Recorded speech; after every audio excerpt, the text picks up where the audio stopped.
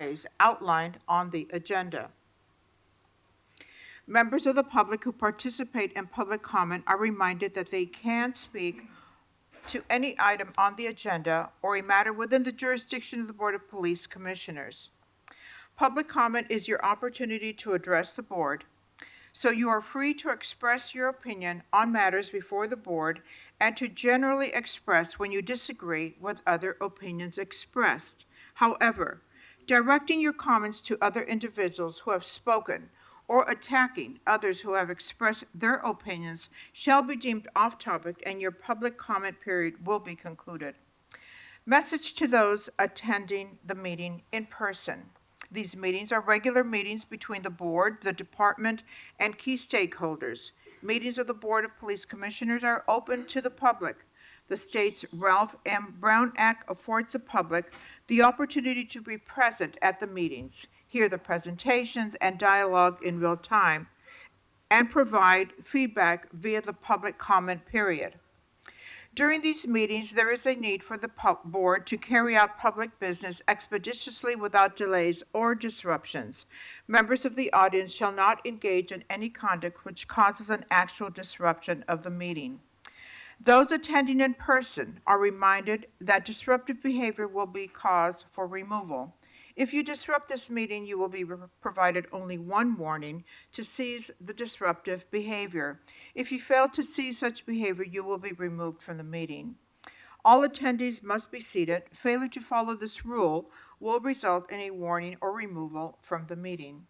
With that, we will move to item 1, the report of the police chief. Chief McDonald, you may proceed. Good morning, President Sanchez-Gordon, Commissioners, Inspector General Barragan, City Attorney De La Guerra, and Executive Director Sibley. Today I'll be covering key events from the past 2 weeks, sharing our latest crime trends, and provide an update on our staffing levels. On November 28, 2025, it's 7:15 in the morning, Olympic Patrol Division uniformed officers responded to a radio call of an assault with a deadly weapon suspect near the 850 block of South Vermont Avenue. The comments of the call indicated that the suspect, later identified as Friesman Sanchez, had broken the windows of a business and was stabbing himself with pieces of the broken glass. Upon arrival, officers observed Sanchez in the middle of the street with his shirt covered in blood and a piece of broken glass in his hand. Officers attempted to communicate with Sanchez, but he refused to comply with commands and began to walk away. As additional units arrived, Sanchez ran directly toward one of the officers, and an officer-involved shooting occurred. Sanchez was struck by gunfire and collapsed on the sidewalk a short distance away. An arrest team was assembled, and Sanchez was taken into custody without further incident. Sanchez was transported to a local hospital where he was treated for multiple gunshot wounds as well as self-inflicted stab wounds. Sanchez was arrested for 245 CPC, which is assault with a deadly weapon on a peace officer, and booking is pending due to his medical treatment. No officers or community members were injured during this incident. The piece of glass Sanchez was holding was recovered from the scene and booked as evidence. Force Investigation Division investigators responded to the scene and are investigating this incident. On December 2nd, 2025, at approximately 10:59 hours, an on-duty plainclothes detective assigned to Rampart area was parked at a red tri-light on Olympic Boulevard at Alvarado. The detective was alone, driving a plain black Dodge Charger without emergency lights.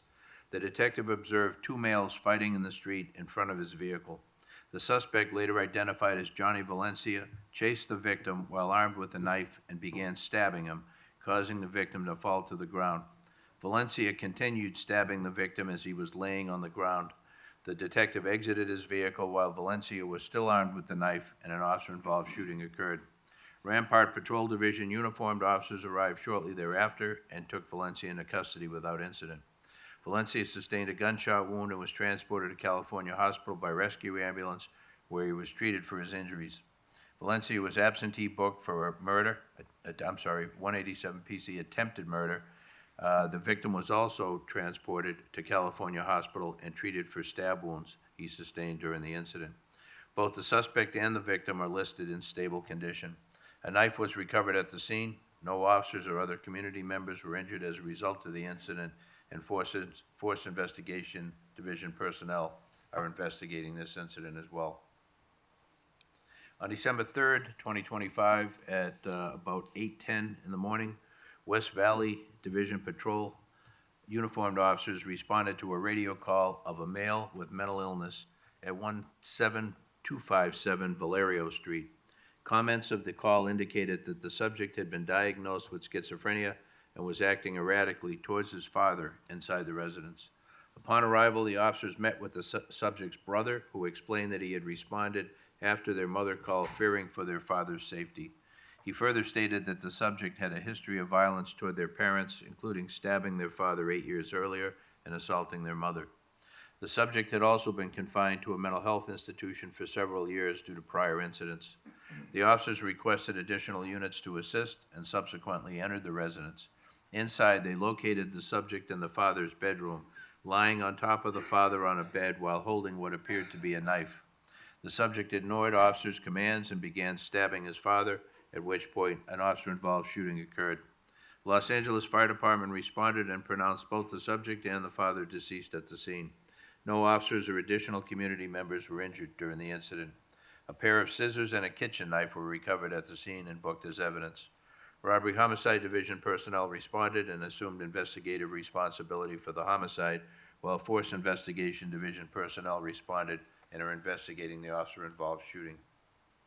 On December 8th, 2025, at about 12:30 in the morning, West Valley Patrol officers responded to a radio call of an assault with a deadly weapon at 18954 Sherman Way.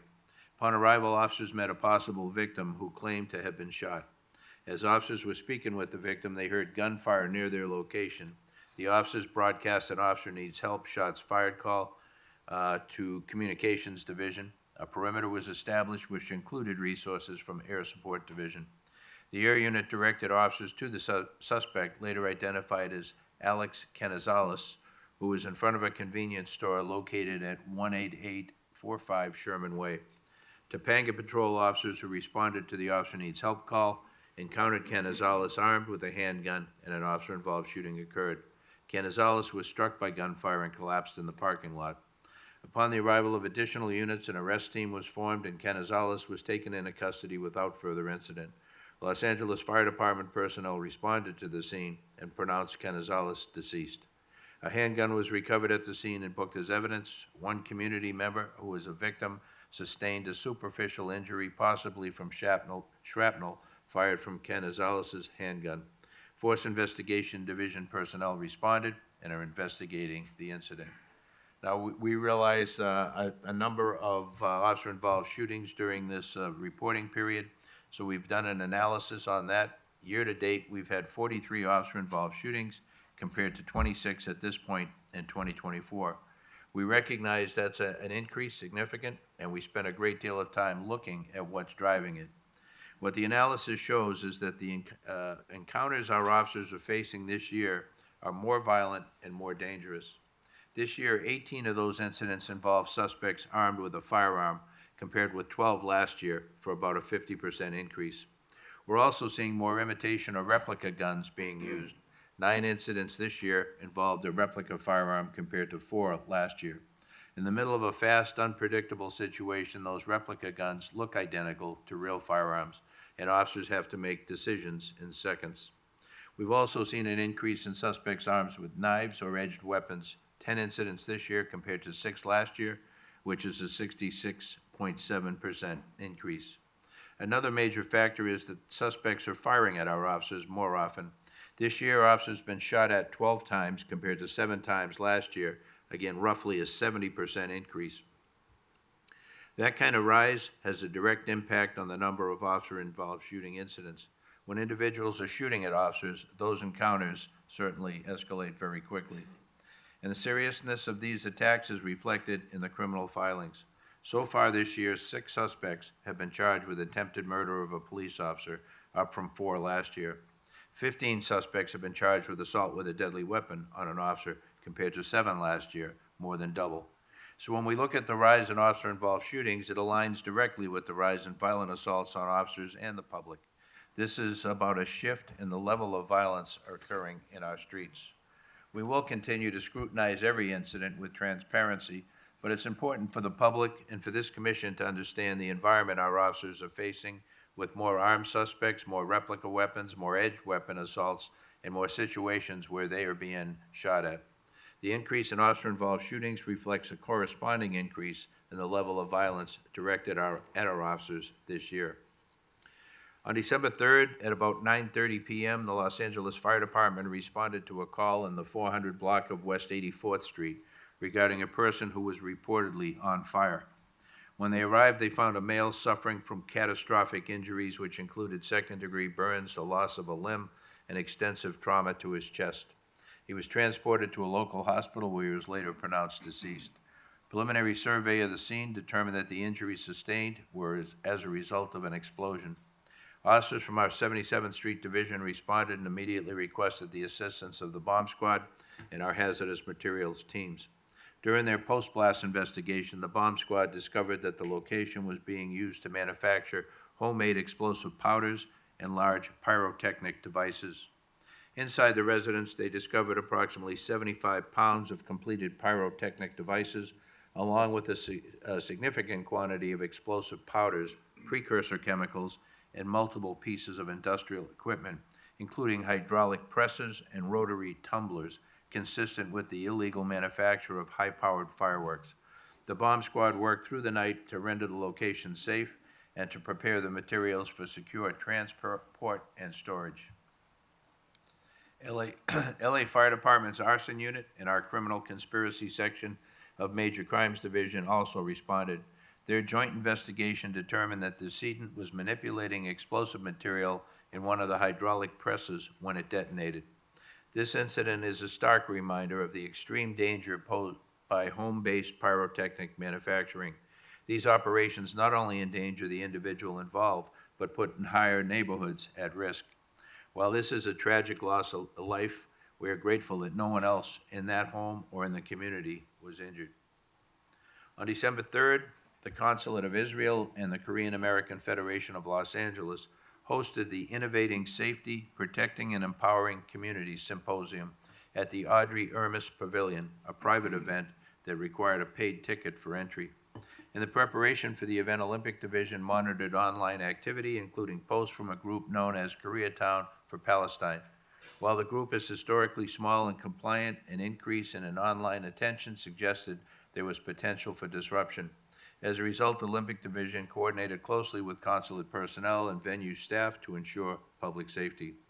Prior to and during the event, a group of pro-Palestinian supporters gathered on the public sidewalk to protest. The demonstration remained peaceful throughout, and Olympic Division personnel facilitated their First Amendment activity with no arrests, no uses of force, and no injuries. Inside the venue, however, 2 ticketed attendees disrupted the program at separate times. In the first incident, an individual broke a glass vase while shouting and moved toward the speaker before being detained by Temple security. That individual was placed under private person arrest for misdemeanor vandalism. A second individual attempted to disrupt the event, and during security's efforts to remove her, spit on a member of the Temple security staff. She was placed under private person arrest for misdemeanor battery. Olympic officers processed both arrests, and the individuals were booked and later cited and released with a future court date. Major Crimes Division Criminal Intelligence Section reviewed the cases with the District Attorney's Office, and based on the circumstances, detectives are conducting additional follow-up to determine whether a hate crime enhancement is appropriate for the vandalism case. The battery case will be forwarded to the City Attorney's Office for prosecution as a standard misdemeanor. I'd like to highlight 2 recent operations that demonstrate the ongoing work of our Gang and Narcotics Division, LA Impact teams, work that rarely makes headlines but has a direct impact on the safety of all of our communities. In the first case, our team, we call Group 4, received specific information that a suspect would be delivering 50,000 pills believed to be fentanyl to a dealer in 77th Division. Group 4 turned the investigations over to Central Narcotic Enforcement Detail, which conducted surveillance at the exact location and on the described vehicle. Officers observed the hand-to-hand exchange and conducted a traffic stop on the receiving party. 2 suspects were arrested and 50,000 fentanyl pills were seized. Both suspects were booked for 11352 Health and Safety Code, transportation of a controlled substance for sales, and the investigation remains ongoing. This particular supply chain believed to be connected to the Sinaloa cartel, which remains a significant source of fentanyl, heroin, cocaine, methamphetamine, and now emerging synthetic opioids. In the second case, a Group 4 officers had information of a purchase of 50 pounds of crystal methamphetamine from a cartel-affiliated suspect operating in Hollenbeck Division. Officers conducted surveillance at the suspect was prepared to deliver the methamphetamine. With the assistance from CHP K-9 officers, we initiated a traffic stop and recovered approximately 46 pounds of methamphetamine from the vehicle. The suspect was arrested for 11379A Health and Safety Code, transportation of a controlled substance for sales. These are just two examples of the work our gang and narcotics personnel carry out every single day. It's not flashy and it doesn't always make the news, but it represents a constant, focused effort to stop major drug traffickers, disrupt cartel networks, and prevent dangerous narcotics from reaching our neighborhoods. Their efforts are saving lives, and we're grateful for the professionalism and persistence they bring to this work. On December 4th, at about 5:15 in the evening, Northeast Patrol officers responded to an assault with a deadly weapon call in the 100 block of Avenue 39. When officers arrived, they learned the suspect was the victim's son and that a valid restraining order was in place. The suspect had entered the residence in violation of that order, armed himself with a knife, and attempted to stab the victim. The victim was able to flee the location and call police. Officers attempted to communicate with the suspect and call him out, but he refused. Because he was armed and barricaded inside the residence, SWAT personnel responded and attempted to establish dialogue. The suspect continued to ignore commands and disarm himself and exit safely. After repeated unsuccessful attempts to gain voluntary compliance, an impasse was declared and a gas plan was approved. The introduction of the chemical agent prompted the suspect to exit the residence unharmed, and he was taken into custody without any further incident. He was arrested for assault with a deadly weapon. This is an example of how our de-escalation tools can bring a dangerous situation to a safe resolution. Given the suspect's weapon, his refusal to surrender, and his confined environment, forcing entry could have resulted in a far more volatile encounter. The use of gas allowed us to avoid that, protect the officers, the suspects, and the community, and resolve the incident without injury. A crime update for the 4-week period ending November 9th, or from November 9th through December 6th, combined persons and property crimes are down 13%, or over 1,000 less crimes. Persons crimes are down 11.5%, and property crimes down 13.4%. Year-to-date, homicides remain down 21%, or 56 fewer lives lost compared to the year before. Victims shot are down almost 8%. Aggravated assaults are down 11.5%, robberies are down 15.7%, and burglaries are down 7.3%, with residential burglaries down 8.9%, and non-residential burglaries also down 8.9%. Motor vehicle thefts are down 10.3%.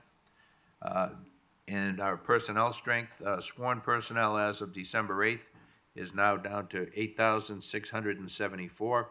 Civilian professional staff at 2,511, and we currently have 344 reserve officers.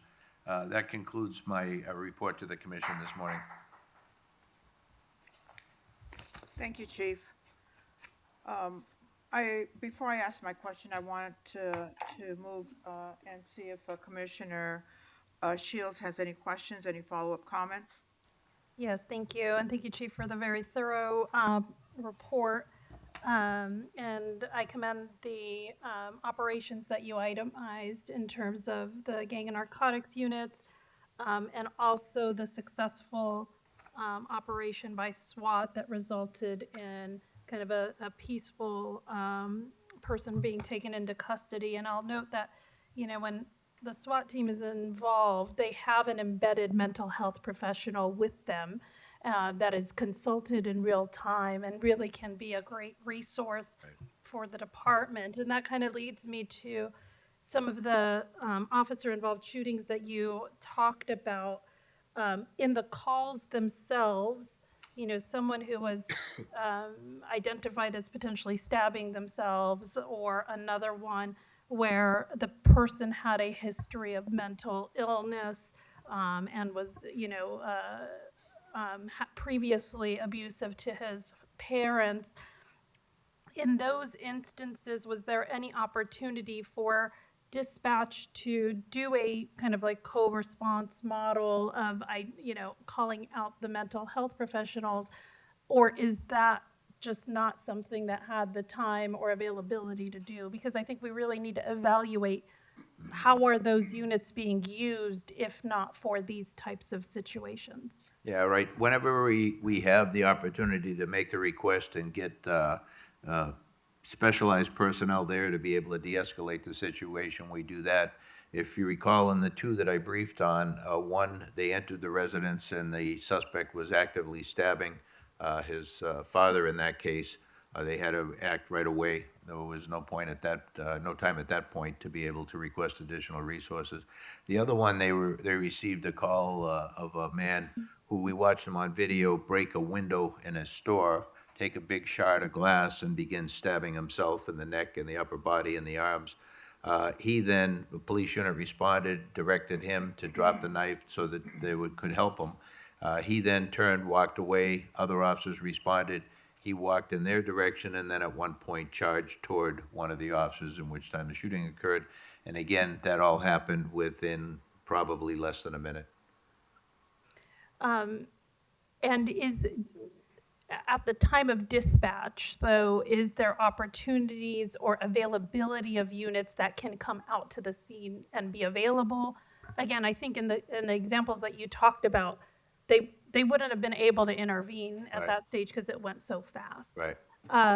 But I'm trying to think of, and especially if there's other victims involved, you can't stop, slow down the process, move away, and kind of formulate a plan at that stage.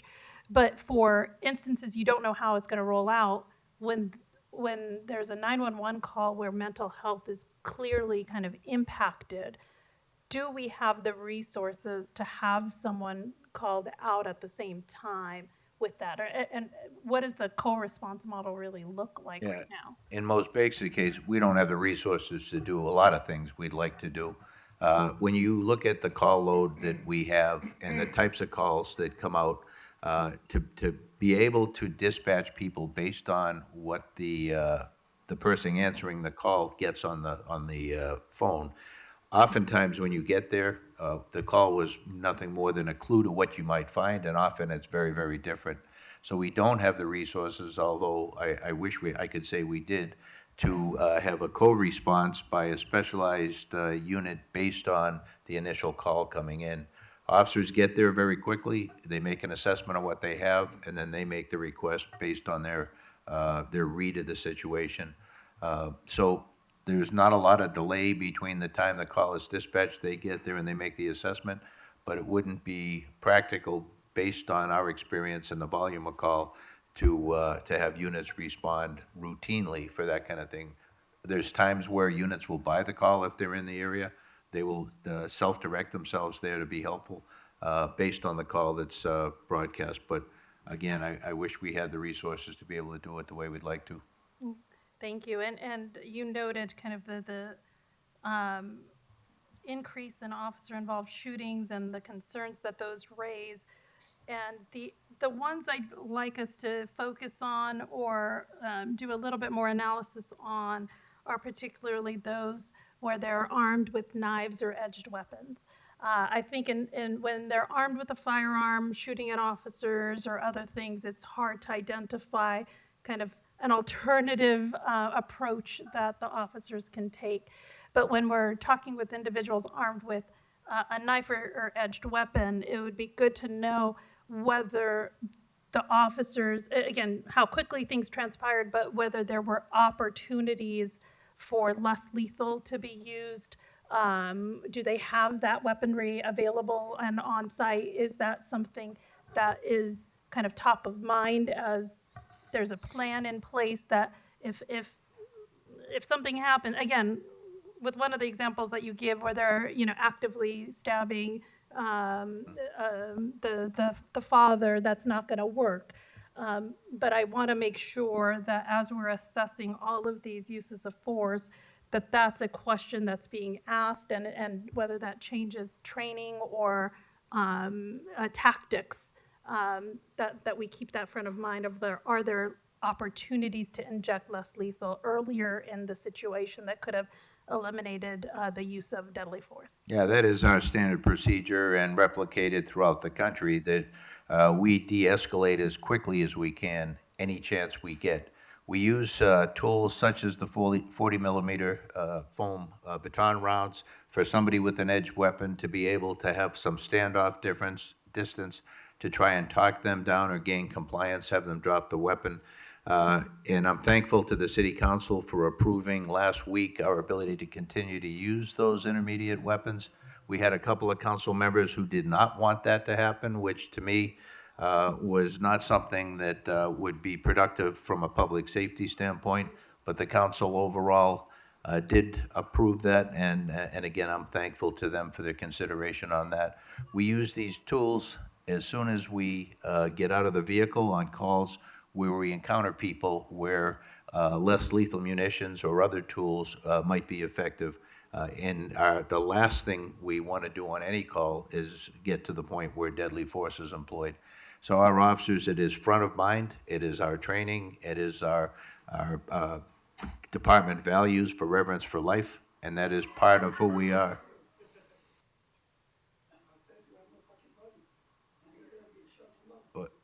He's disruptive. If you Sir, would please that's go. your first warning, sir. Excuse me. Sir, it is your first warning.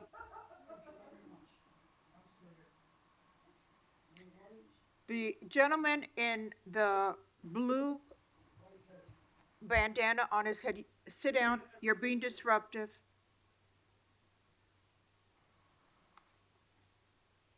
Chief, No, that's, I think I anything? answered it before the disruption. No, thank you so much. All right, thank you, Commissioner Shields, for your comments and your questions that were very much on point and necessary. And we'll look to Commissioner Scobin. Any comment, any question? Yeah, I echo the sentiments on the gang and narcotic unit operations. Thank you for sharing that. There's no doubt that their success saved countless lives in getting those dangerous drugs off the streets. Look, I think like everyone, we're troubled to hear of the uptick of officer-involved shootings and the circumstances around them, frankly. Any loss of life is tragic. In the prior meeting, I brought up whether or not we've looked at neighboring agencies to see if they're experiencing a similar trend. Have we done so? Yeah. And if so, what are they experiencing? And if not, I think it'd be important for us to do that, see what we can learn from it. No, thank you for that. We are looking at that, and we'll get back to you as soon as we can put something together. We'll also look nationwide and see what we're seeing for trends. Thank you. Chief, I do have a question, and I'm focusing on the report of the traffic crash reports. I am pleased to see that the rates of the pedestrian and cyclist fatal collisions are down year-to-date since last year, but the rates that motorists are being seriously injured and or killed in collisions remains really horrendously high. What strategies is the department and maybe working with other community city leaders are we doing to reduce that tragic number? Yeah, we have been able to bring it down with decreasing resources. It makes it harder to use motors and other specialized traffic resources to be able to do the enforcement side of it. Traffic enforcement and traffic safety it's made up of education, engineering, and enforcement. So the engineering part, we work with the city public works to be able to ensure that the lights, the streets, the systems in place to be able to ensure traffic safety are working the way they should. The education piece is an absolute critical piece, that the public be aware of what the threats are out there. We've been able to reduce the number of DUI traffic accidents. That is a big piece, and we're happy to be able to report that because that's something that education can have a big impact on, families can have a big impact on shaping that. That's down. Our A injuries, which are injuries as opposed to deaths, are up slightly. Our K injuries or fatal traffic collisions are down. And so we're always looking at this, and we deploy our resources to the problem areas where we have repeat A's or K injuries from traffic accidents.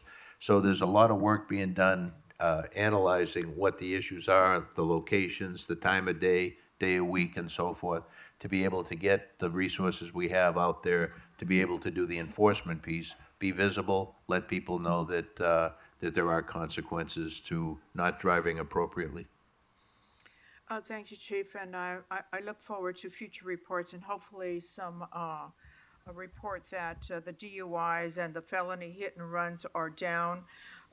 It's mind-blowing to realize that the deaths on the road exceed the murder rates in our city. So I think for everyone here, we live in the city, we have family that drive, we drive, and for these numbers to continue are just totally unacceptable. So I'm happy to hear that we will be working to decrease those numbers. All right, anything further from the commissioners? We move on now to public comment period.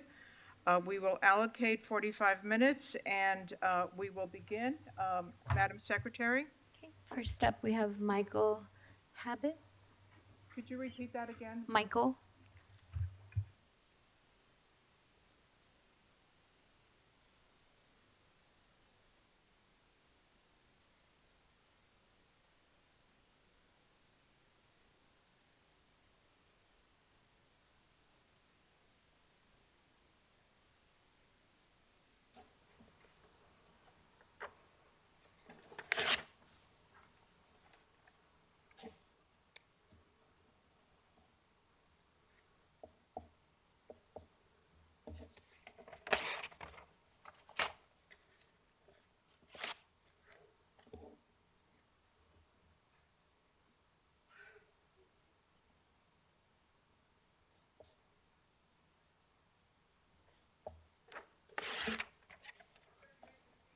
I'm proceeding.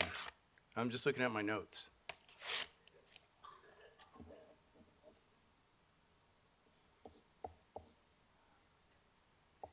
John Gerhardt, Lisa, nope, that's not it.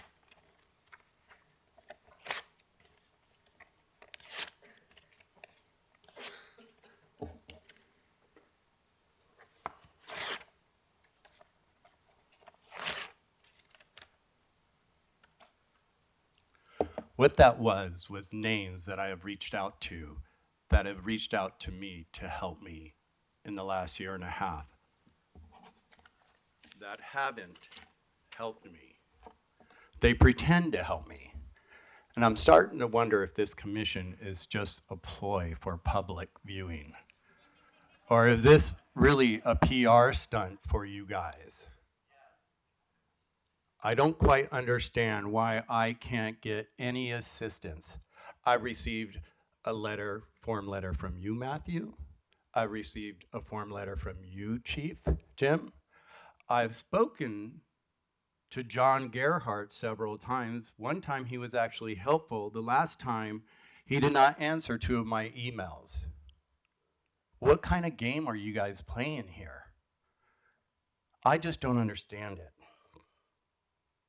You know, this to me has become theater for everybody that comes in here with a situation that they really need help with.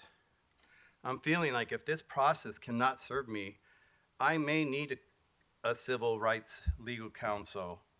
I've done everything on my end to reach out to each and every single one of your departments, and zip, zero, nothing.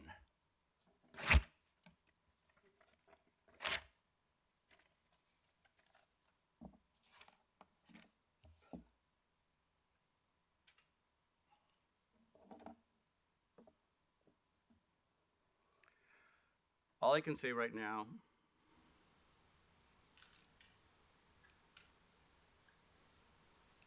is if the support is unavailable,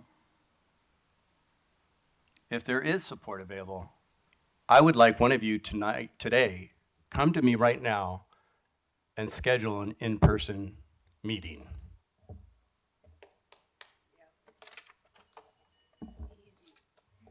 Next on Zoom, we have Mirsham.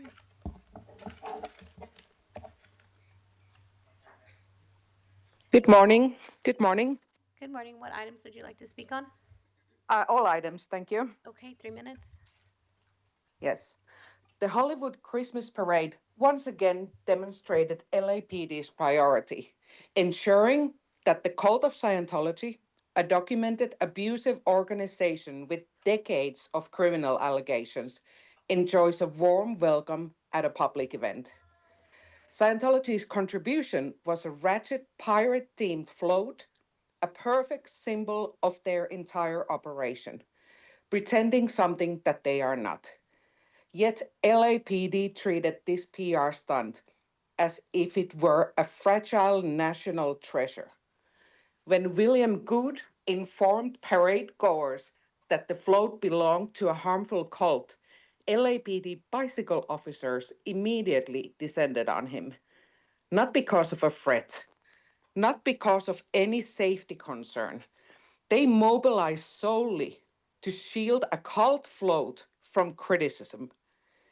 This was a deployment of police resources for the purpose of protecting the image of an organization known worldwide for intimidation, coercion, and the systematic silencing of its critics. LAPD's behavior sent a clear message. Routine public safety can wait, but Scientology's reputation cannot. The department demonstrated more urgency defending a pirate float than it routinely shows responding to residents reporting genuine harm. There was no legitimate operational justification for this intervention. No risk assessment would classify a man identifying a cult float as a public danger. No policing standard prioritizes the emotional comfort of a controversial organization over the First Amendment rights of a citizen. Yet LAPD officers acted as though their duty was to safeguard Scientology's parade experience rather than uphold the public's right to speak. Protecting a sad parade float from public commentary is not policing. It's not public safety. It's not accountability. It is an embarrassing misuse of resources and a public display of misplaced loyalty. The people of Los Angeles deserve law enforcement that protects their rights, not an organization that has spent decades silencing its victims and critics. Have a nice day. Next, we have audit.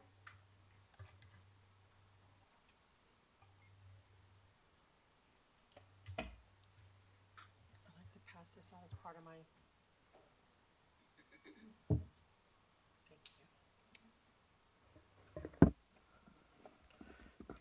Good morning, and I have a handout. I too want to talk about the holiday parade. It was disturbing to see. I'm an advocate, for the victims of Scientology. I come here often, right? With my motivation for advocacy is Miss Laura FM, and the other gentleman, his husband Sergio, and I've gotten to know many other victims. And we come here asking for a safe space for victims to come to LAPD for help with all the abuses. But on the Thanksgiving parade, we see, like Miriam said, a balloon being protected as if it's the President of the United States. It was unbelievable how much protection it received. And mind you, in the past 2 years that they've been under public scrutiny and protest, not one Scientologist has ever been injured by any protester. But we have probably over a dozen at this point instances where protesters have been assaulted either by Scientologists, their security, or LAPD while protecting Scientology. Never, not one, the other way around. But they're the ones who get this massive amount of protection and, like they're being guided, like they're, it's, and the reason why it is because they're on your CPABs, they're on your clergy councils, and they get to push their will, okay, on the city, while I'm here begging you for help, for victims to come forward to feel safe. Now, the thing I passed out is on Lisa McPherson. She is the example. We just not celebrated, we just had a vigil for her 30-year anniversary of her death at the hands of Scientology from the extreme abuse and neglect that she endured, a young woman, because they do not believe in mental health. We have every time we come here, we hear of people, going through mental health crises that need help. And a lot of times it ends up, not a good situation when with the police. Well, Scientology, that's their whole entire basis of their religion is no psychiatry, no mental health help. Please read that handout that I gave you so you can see what they do believe in. But mind you, these people are on your boards, and they're not there as themselves. They're there as Scientology. They're not allowed to be independently being on your boards. So, Chief, I'm begging you, please, to reevaluate this. It has nothing to do with their, I know they're pushing back, religious bigotry. No, this is the standards. They're abused. Everything that needs to be re-looked at. They should not be advising police when they don't believe in mental health help. Thank you. Next, we have Sandra on Zoom. Hi, can you hear me okay? Hi, yes, what items would you like to speak on? All items, please. Okay, 3 minutes. Thank you. Just a reminder of Senate Bill 707 and the changes to the Brown Act regarding the provisions for those with disabilities and expanding the teleconferencing rules for such folks. That includes Braille and those with limited English language skills. Back to why I'm here. We come here week after week. We vocalize the crimes of Scientology. The victims of their physical, mental, and sexual abuses are coming to you week after week. We ask you to untie whatever binds you to the criminal organization Scientology, yet at the Christmas parade, the only float with LAPD protection was Scientology. And yet they were the ones assaulting members of the public, all caught on camera. Because of decades of being in bed with LAPD, Scientology is emboldened to do as they wish. A young Latina woman was physically assaulted by their armed guard on a public sidewalk, but LAPD did nothing. She had video evidence. CPABs, Faith in Blue, attending their events, accepting their donations. Are you capable of undoing their stronghold on LAPD, or are you in too deep? I request that you do not provide any permits for the Shrine Auditorium. Last year they violated it and they blocked streets they did not have permits for, and they blocked all public access to residents and public pedestrians in that area. Your officers helped them do this. Thank you, and I yield back my time. Next, we have Jonathan Foster.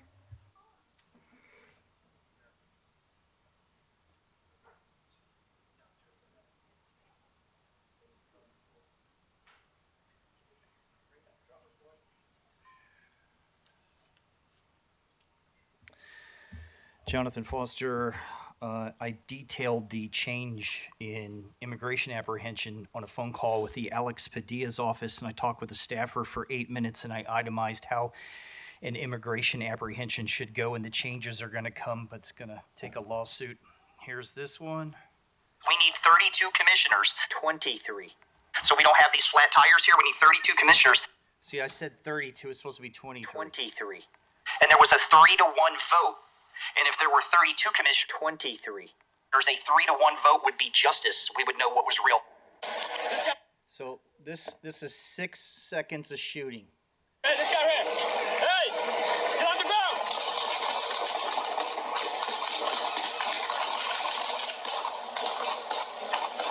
That's too many. It's too much. That's too much. And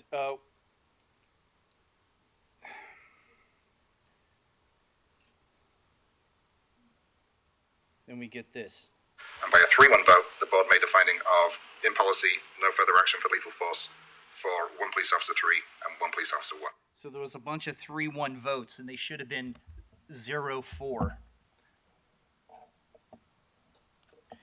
You shot Andre Jones 26 times, and 23 bullets went into the house. Why? What were they shooting at? And they hit him 26 times.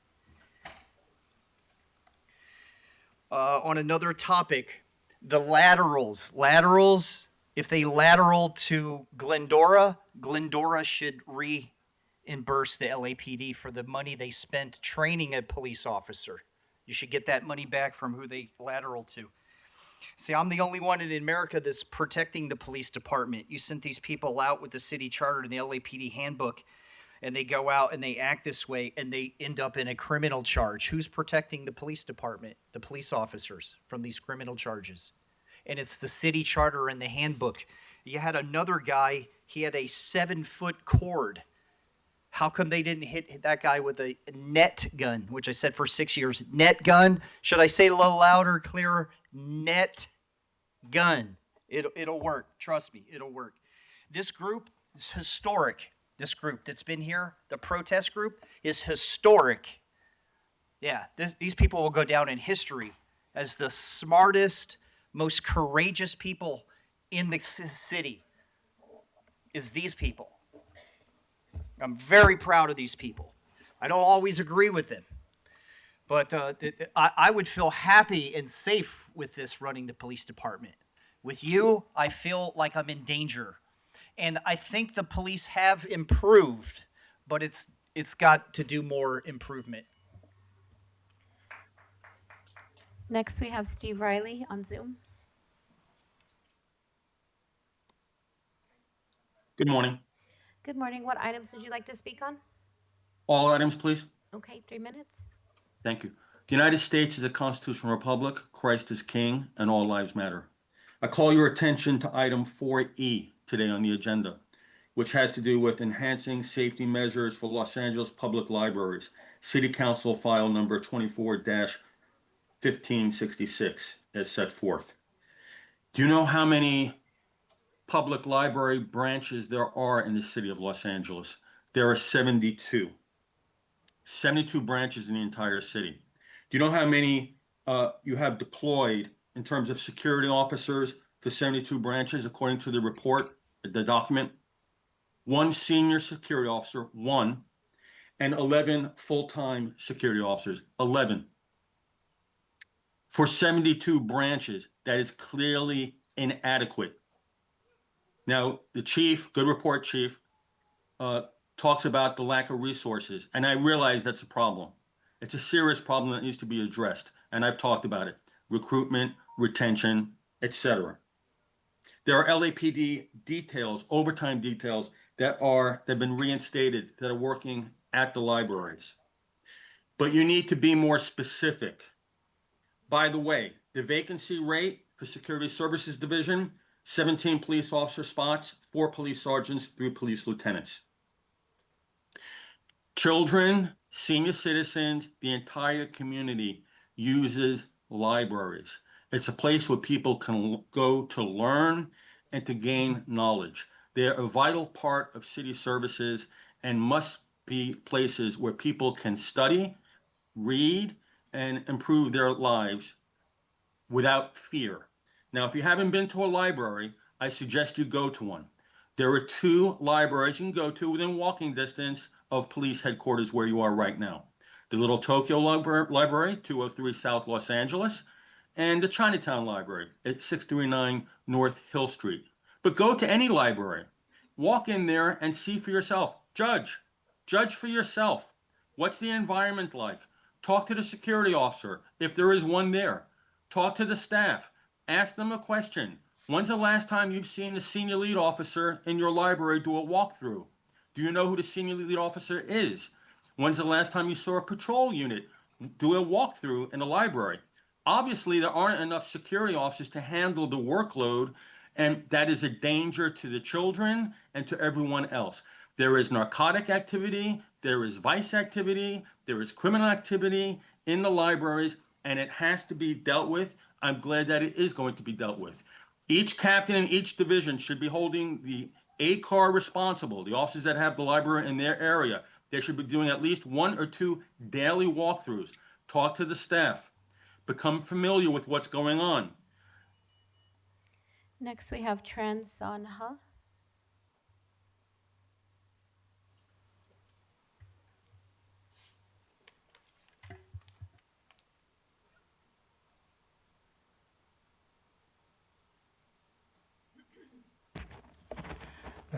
Good morning, Police Chief, and good morning, everybody. December 5th, I call Medicare Central U.S. government. I spoke to her name is Sharika Thomas. I explained to her USA controlled by Worldwide MAGA Corporation. So they control the Medicare, they control the healthcare system, and very dangerous. They kill everybody. I explained to her, she knew that. We never say with the healthcare system. Everybody, we very dangerous with them. They kill everybody. But they knew that, the Medicare, they knew that, but they say they cannot do anything about what they did to American people. So I called them a lot, complained about it. They have all my history, and they know it's very dangerous. They cannot fix it. But they I'm here today. I know they don't fix it. If you support me, I know if you give the voice to all American people, I trust in you, the police chief in here. Thank you. I have you on my Facebook, and if you give the voice to them, like say, hey, just me, I'm here today, and you support me, I guarantee America will change. It's good for everybody, and change the world too. It change the world better, but very important.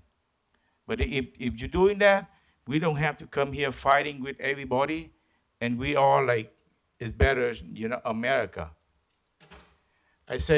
When I say God bless America, is I'm a Jew. I'm saying that to you, and good for all of us. I don't lie. I don't lie to nobody, but you have all my history, you have all my record, and we need to work together and doing better for America. God bless America again. Thank you very much. Thank you. Can I come to shake your hand? Can I? No, I love you. I love you. But make sure that is somebody here and they post on the line and we want to change better America. I need you. I need your help here. You know me. You know my history, and all American people support you. Is everybody support you? We love you. Okay. Thank you. Next, we have Patricia Mendoza. God bless America. God bless everybody. We together. Support me, and we will get better America. Okay? Thank you. Huh? No, don't again, you're wrong. He just said fuck ICE. Oh, fuck ICE. Yeah, you're right. You're right. Fuck ICE. You're right. Fuck ICE. I don't like that.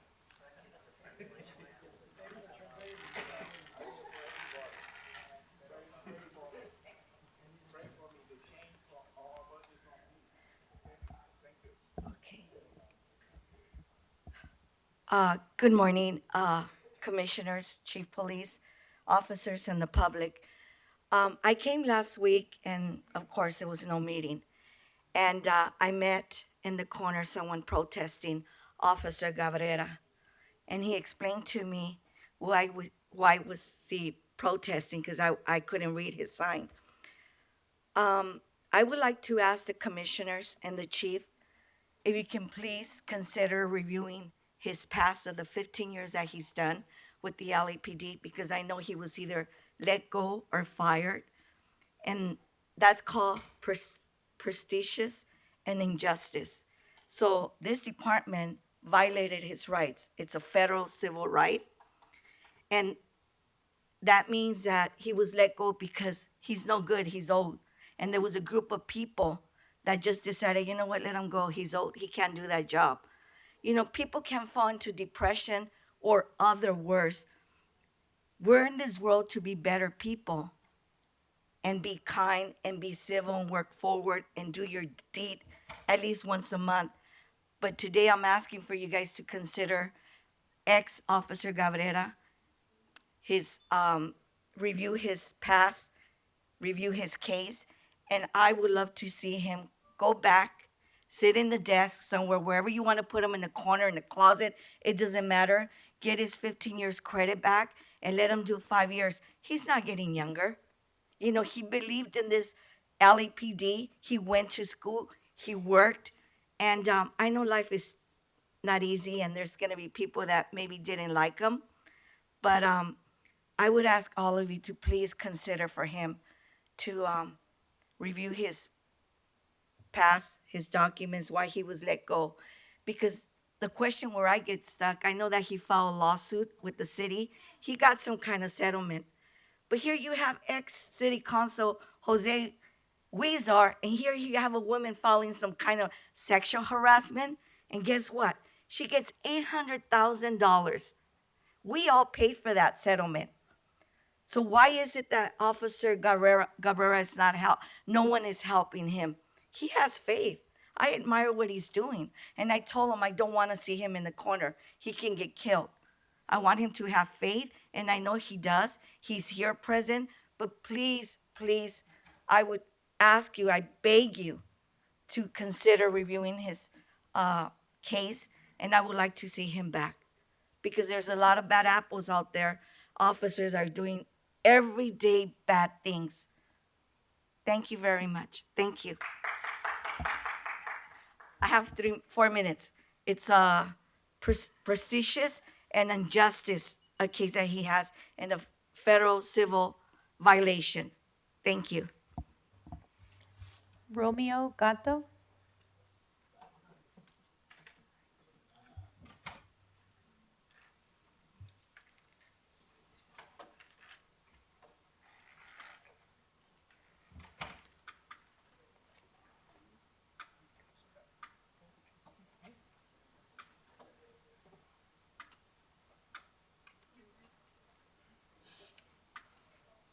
Good morning, good morning. Romeo, my name on the street is Gato, LA4. I'm here recording at the protest for around 140 or 50 days. Sorry that I'm like limping because one of those motherfuckers called DHS run me over from behind while LAPD booty call was passing by and didn't do shit. And now I have to go through surgery as a lot of people is being injured. I'm wondering why is LAPD denying that it's not helping ICE? If I'm recording that every single time, every single day, morning, evening, night, no matter what time, you guys are helping ICE. And not only that, now you have a very nice group of organized crime doing targeted harassment, aka called gang stalkers, from which you're using paid informants to follow people, harass them, follow us. I was about to be kidnapped like a month ago. LAPD helicopter, DHS, Homeland Security, bitches, and ICE, all those cars blocked me down on the street while I was entering the freeway. I had to be rescued by some collaborators, protesters. Why are you doing that to people? Because you don't want them to be recording? Why you have those criminals that you paid? I got stopped several times by very same LAPD officers to tell me, we know about the gang stalking. We just don't want to be harassed the same way that they're doing to you and a lot of people. It's not a secret. The only people who keep that as a secret is the idiots, flying monkeys that you have on the streets that you pay to follow and harass people. Group of people that drive in cars, LAPD included, a lot of them. And a lot of them are in here that I'm sitting down, watching, listening to what I'm saying. I don't give a fuck. I was sent to prison for a year because two of those motherfuckers told me they were gonna make me commit suicide while I was going on the metro train to work. They attacked me. I gladly did an extra hold to the motherfucker who attacked me after he tried to keep me with another partner. Guess who went to prison for self-defense? I served a year in prison. Now you have these motherfuckers trying to get me quiet. Why is even LAPD afraid of LAPD doing gang stalking in your own fucking department? You know about all that. It's not a secret. You're making a lot of money. It's a lot of people that I know already, where they live, where they stay, cars they drive. Some of those gang stalkers have better cars than you, police chief. They make money out of that. Selling videos, going to the dark web, doing all kinds of irregularities. You did hit and runs. You were talking about that. Look at me. I'm limping now. I'm going to surgery for a hit and run. Motherfucker, DHS didn't stop. I was on the sidewalk. He went, didn't stop. That's illegal in California, isn't it? So why he didn't stop? And I'm now on crutches, going to surgery. You said about the drug, whatever, doing operations.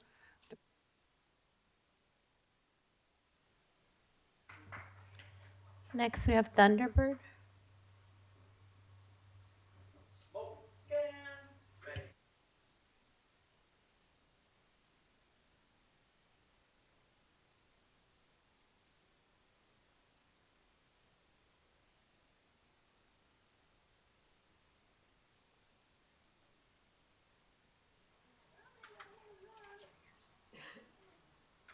Can you repeat that name? What did you say? Who is it? Thunderbird. What is it? Thunderbird.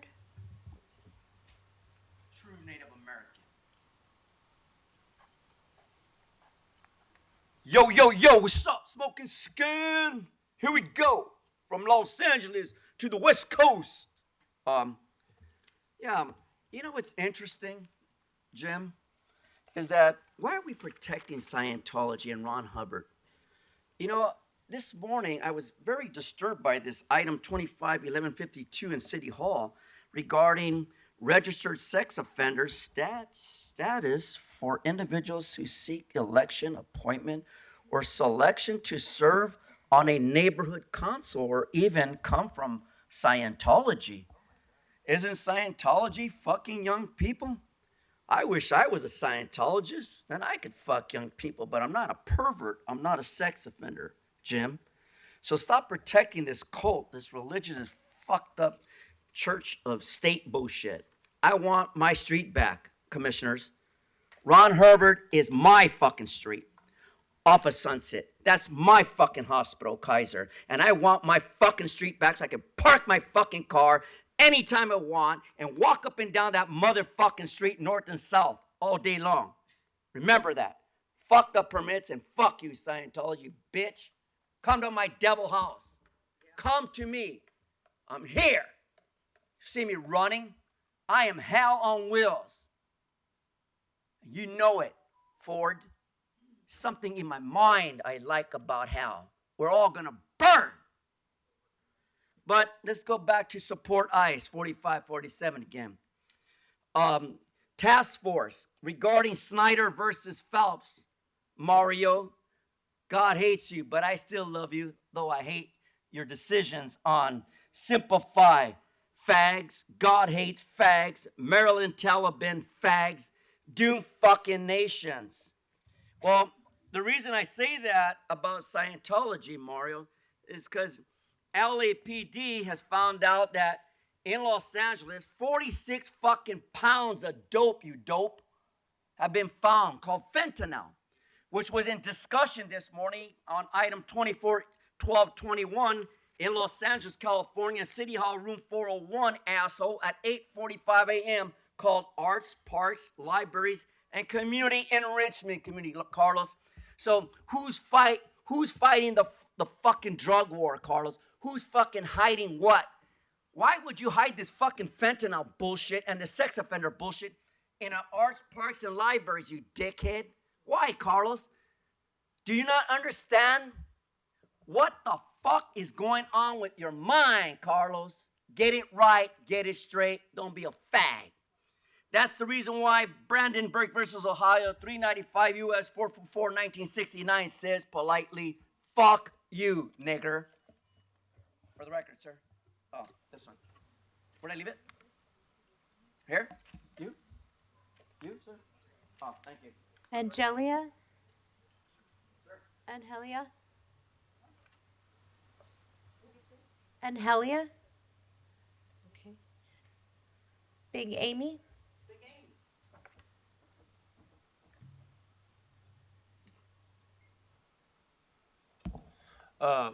Good morning, Chief. My name is Big Amy, supporting Scientology. Several issues I want to talk about. Start with the AirTag issue. I had a very problematic issue, conversation with one of the LAPD officer on the street. Basically, I asked for an advice that how can I better protect my car, better protect my motorcycle.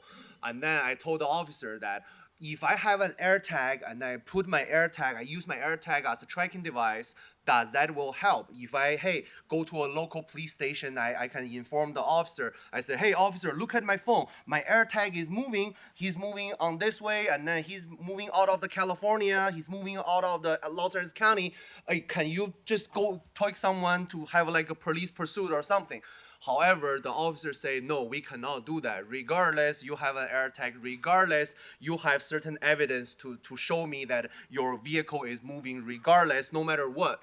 So, Chief, that I want to inform you, maybe, I hope you already know this, that the problem is, the problem about the car theft is that if I if I show you my AirTag is moving, and then by the time I wait for 2 weeks when your detective get back to me, my car is already in Mexico. My car is already out of the California. It only take those criminals like 3 hours, 4 hours to take my car from the United States to Mexico. So once your detective get back to me, there's nothing you can do in Mexico.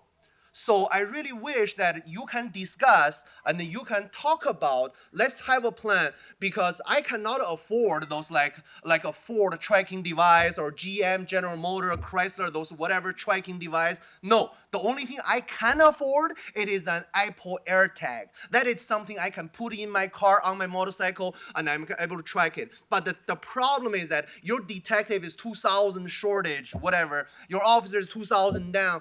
And then when I report it, and then your officer, whatever, get back to me, my car is no longer in the United States. This is something that I wish that we can have a plan. We can try to initiate something, conversation, have some town hall that where someone reported a stolen vehicle.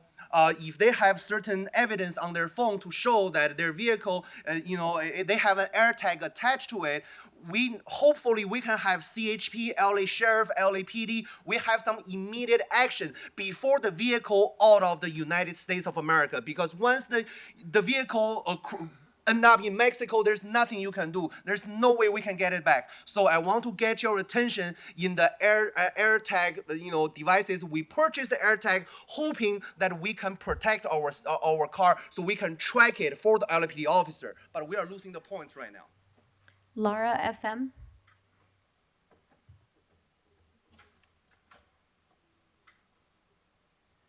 Okay, so back at taking down Scientology, at the parade, Christmas parade was completely full of protesters, a few protesters, trying to let the police and the city know that they're the big pirate float that is being protected by immature, inexperienced bicycle cops, threatening some of the protesters, exposing that this whole balloon fraud on the parade is a Scientology fraud, PR fraud. Has anybody ever asked, what is a pirate doing in the Christmas parade? Do you know what that is? It's literally the logo for the internal PR bridge publications of Scientology. The pirate is a logo for L. Ron Hubbard's made up fucking stories. That's what it is. What does that have to do with Christmas? What does that have to do with Los Angeles? Other than the fact that Scientology's infiltrated everything. The Faith in Blue event. We were kicked out of the Faith in Blue event. After we refused to leave, we were like, no, we're going to stay here because this is all right. We were lucky enough to have a conversation, a private, separate conversation with the police officers, one that kicked us out. I found out. Janet Whelan, who's on your CPAP's board, infiltrated that event 4 months before. Why? Because she's on the CPAP's board. That's why. She is on it for this reason. Why are you not doing anything about this? You've given me an officer here or there. I've called them so many times to update them more and more on Scientology stuff, barely getting a. It feels like you just threw me off so that I feel like I have somebody, but I don't, because they don't respond to me. Nothing's fucking moving. Nothing. You have the Winter Wonderland, all Scientology. Why? When is this gonna stop? You have your bicycle cops protecting this fake fucking pirate balloon at the Winter Wonderland. We had a visual for Lisa McPherson at the Blue Building who died. Read that. Audit just gave it to you guys. Read it. She died in Florida. Kendrick Moxon was one of the fucking lawyers. He's one of the lawyers trying to put protesters here in LA in jail for protesting Scientology. Again, none of the protesters have attacked or done anything to Scientology. The police, their private security, have all thrown us off the sidewalks, illegal. They didn't have permits. They're gonna try to do it again at the Shrine on December 13th. I'll be there at 2 p.m., so send your officers there to protect me. Because that's when I saw my dad and when I could have spoken to him and maybe given him a right to come out and just talk to me. I was told I can't be on that sidewalk. Stop letting them do. George Bazzetti. Grace. Grace.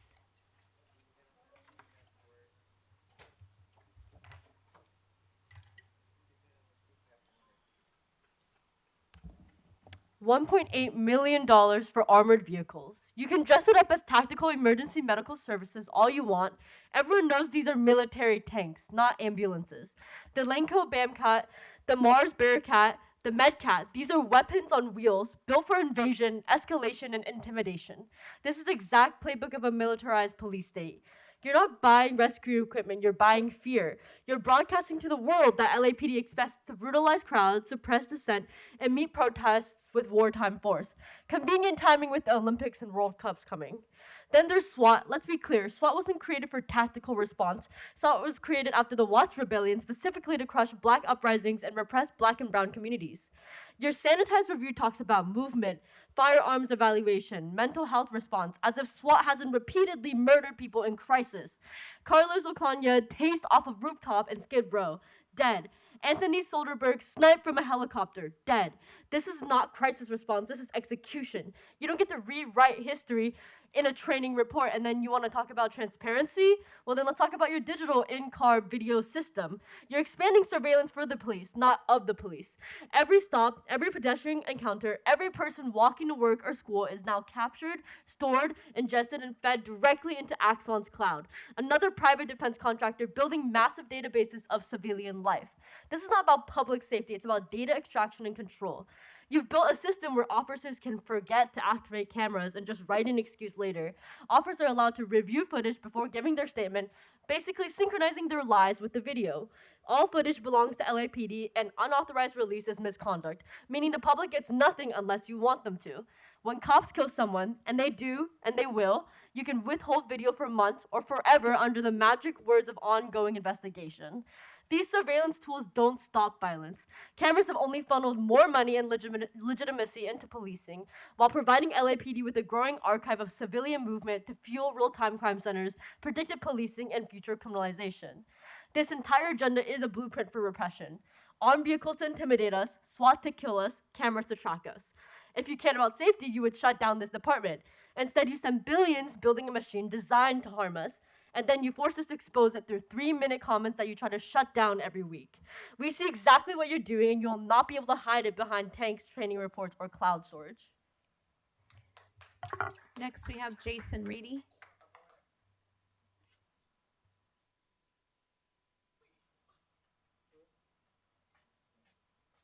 Okay, so on November 28th, Pig Andre Burton shot Friesman Sanchez in Koreatown while he was in the midst of a mental crisis. Burton is no stranger to the community. In 2015, he, alongside other pigs, beat Zanea Foster. Foster, who was born with Erb's palsy, which severely limits the use of her left arm and hand, was punched twice in the face by Andre Burton during this incident. Foster wasn't directly involved with, during an incident that Foster wasn't directly involved with. After falling to the ground, after being punched by Burton, pigs continued their attack by kicking, elbowing, and kneeing her. They went on to claim that they had no idea she had a disability. At the time, Carl Douglas stated that it was the worst police beating of a woman he had seen in his 37 years as a lawyer. Pigs claimed Foster's long fingernails necessitated her beating. Now, what about on July 2012 when Burton helped beat Tyron Diaz, as Burton held his handcuffs by the center chain with the manacles protruding from either side of his fist? This is direct from the OIG report. Burton then punched Diaz twice on the right side of his face, which caused immediate pain and swelling to his knuckles. No mention of what it did to Diaz's face. Knowing he could no longer effectively strike with his right hand, Officer Burton adjusted his grip slightly to allow the top manacle to swing freely from the chain and then used it deliberately to hit Diaz 2 more times on the right side of his face. Or what about the part where he administered 2 consecutive 5-second direct stun contacts to the back of Diaz's neck? Or how Burton used the butt end of a beanbag shotgun to strike Diaz in the lower back as he fell to the ground. In another incident, Burton said that he did not recall unholstering his pistol twice, despite being captured on body-worn video doing so. And I wanted to point this out because this psycho didn't even realize that he had unholstered a weapon. And the craziest thing is that after this particular incident, he received training on use of force policy and reverence for human life. And we see what all that training did. Now, on top of that, I'll add that Burton is a field training pig. In 2018, he was part of the pig pen that shot Emilio Robles and valorizes Alex Villanueva. 43 shootings for the LAPD, the most since 2017. Meeting after meeting, people have told you how Jim McDonald has unleashed his pigs in our community, that they feel more emboldened to terrorize our neighborhoods under his reign, and they know that the pinkest of pigs is given the green light to shoot whoever they want, whenever they want.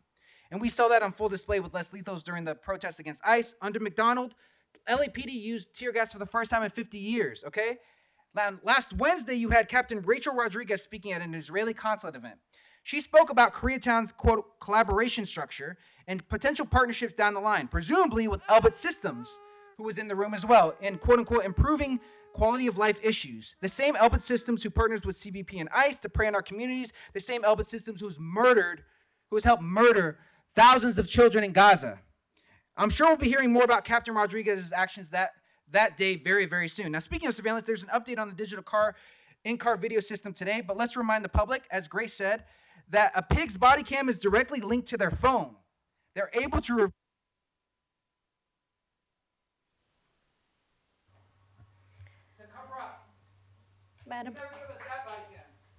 Madam President, we're now at 46 minutes. We have 14 cards left. How would you like to proceed?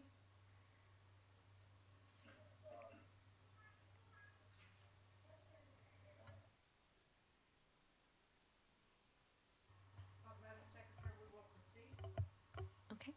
Hamid Khan.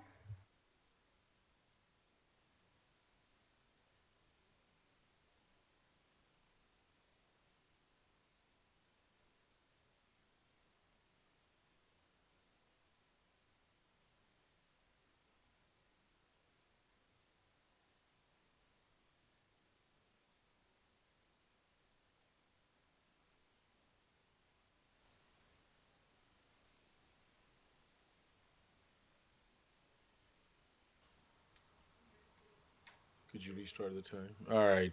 Yeah, so Jim McDonald talked about the event on Wednesday, but he failed to mention that that was organized by the Zionist apartheid state of Israel, the consulate in Los Angeles.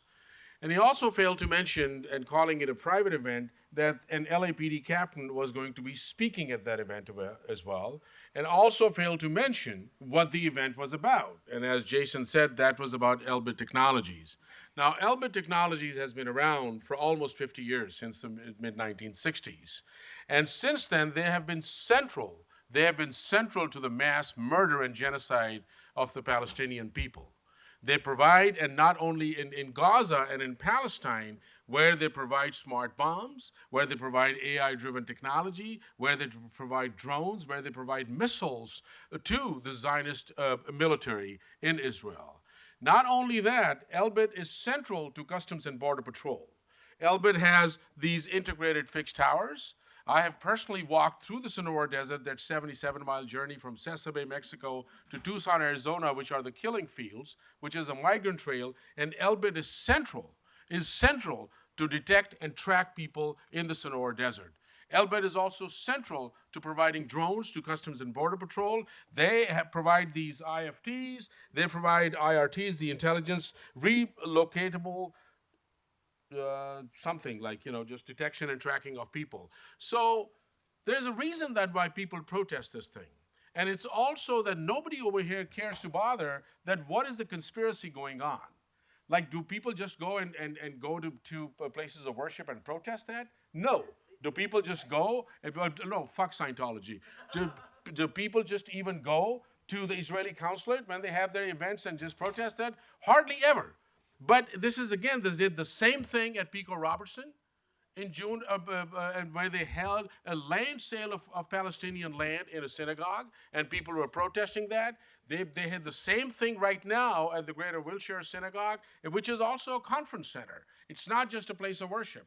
So this is not a private event. You had a public official speaking over there, which is the LAPD captain of the Olympic Division, the name that Jason just shared. So I think let's get over this bullshit and this fog and this thing about like covering and garnishing and kind of adding this whole thing that people are protesting a private event. Heck no, people are protesting because mass kidnappings are going on, and Elbit is central to enabling that. People are protesting because mass abductions and deportations are going on, and Elbit is central to enabling this thing. That's why people are protesting. So we got to stop this charade, and we got to get to the bottom line, and we got to get real about it, because people are chaining themselves. It happened in Massachusetts. People are chaining themselves. I mean, they have nothing better to do just to chain themselves. People in New Hampshire, people are protesting that. Gabriel Cabrera. Gabriel Cabrera.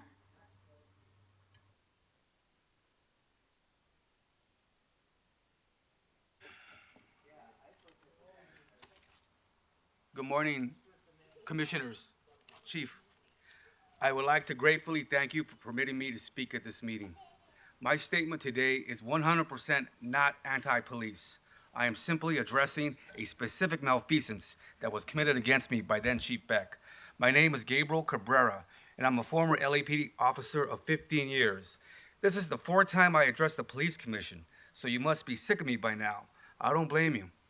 But I feel compelled to appeal to the Police Commission pertaining to my termination from the LAPD. In a nutshell, I want to convey to you two main points. Number one, in 1998, I sustained an on-the-job injury while working patrol in West LA Division. I contracted the disease meningitis from a man I detained.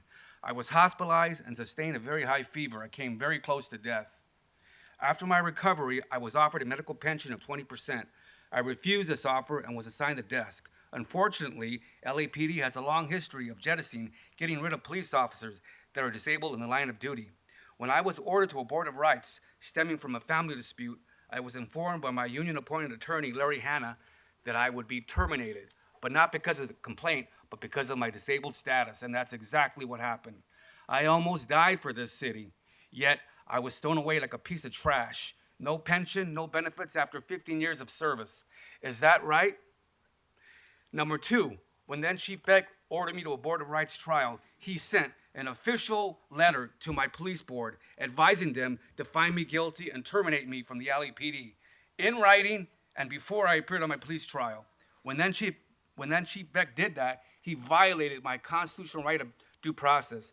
Commissioners, I know you don't want to hear this, but the chief, the police, the OIG, and the LAPD do not supersede the U.S. Constitution.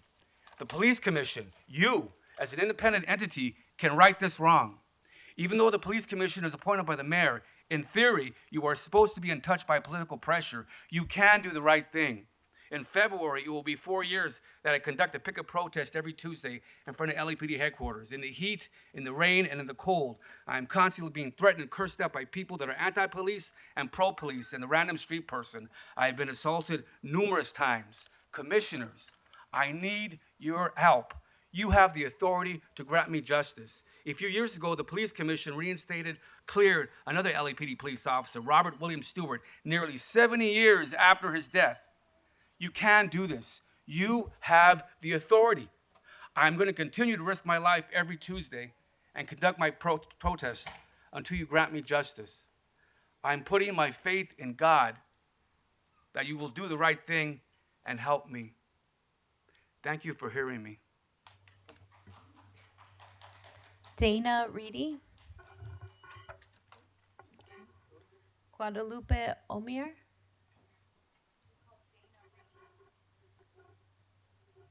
Is Dana Reedy here? Okay. Guadalupe Omier.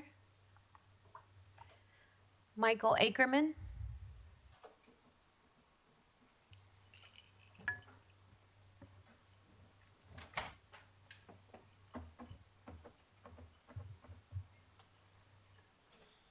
Good morning. Today I'm going to talk about professional misconduct. Governing boards like this seek out people with specialized education to give their advice, and professionals have their own regulatory bodies which are outside the jurisdiction of normal police.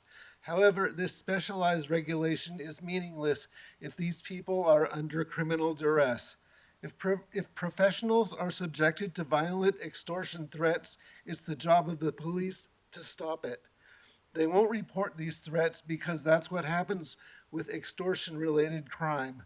The victims will just convincingly say that everything is just fine.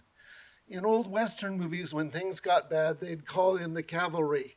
Now, we don't have horse soldiers anymore, but we do have the modern equivalent, the National Guard. And we don't want or need troops in the street, but we do need a handful of military-level criminal investigators to look into police misconduct.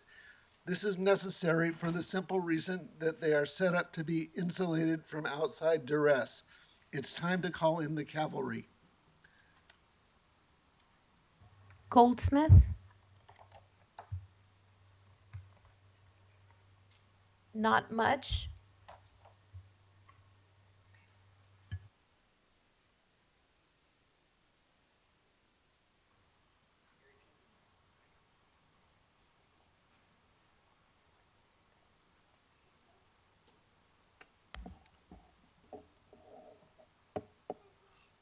I wish to thank Mrs. Farber that's out in the audience. I'm visually impaired and I'm supposed to receive my agendas in Braille.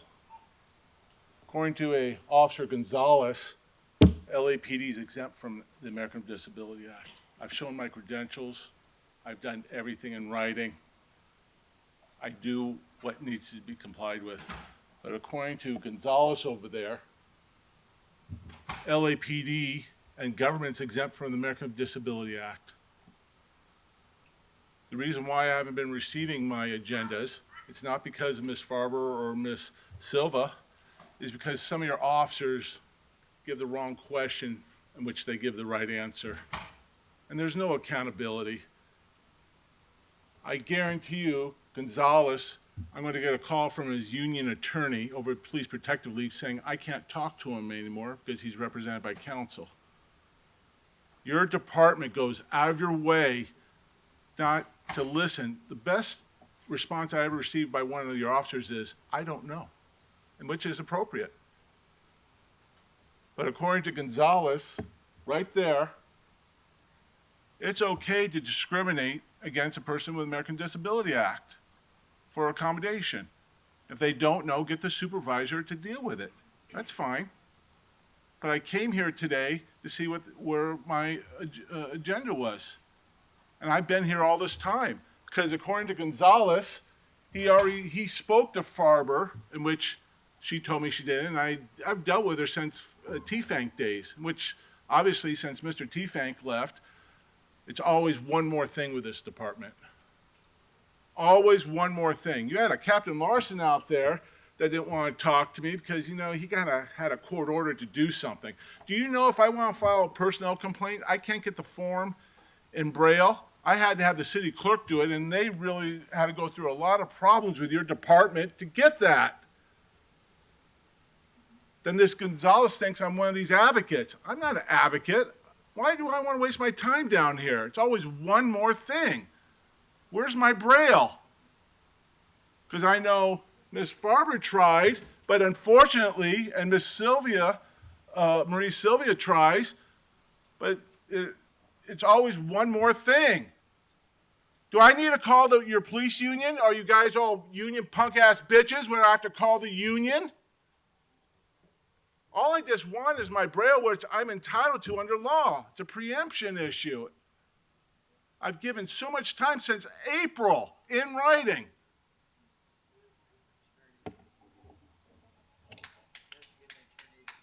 Aiden?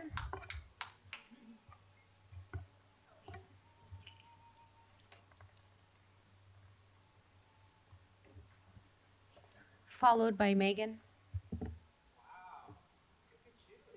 Greetings, citizens, pigs, and also the current occupant of the Galpin Motors LAPD Ford collab brought to you by Late Stage Capitalism, fucking Commissioner Scobin, who, for those of you in this room who don't know, Jeff Scobin's dad was on this commission. He was also a lawyer for Galpin Motors, where Jeff Scobin works.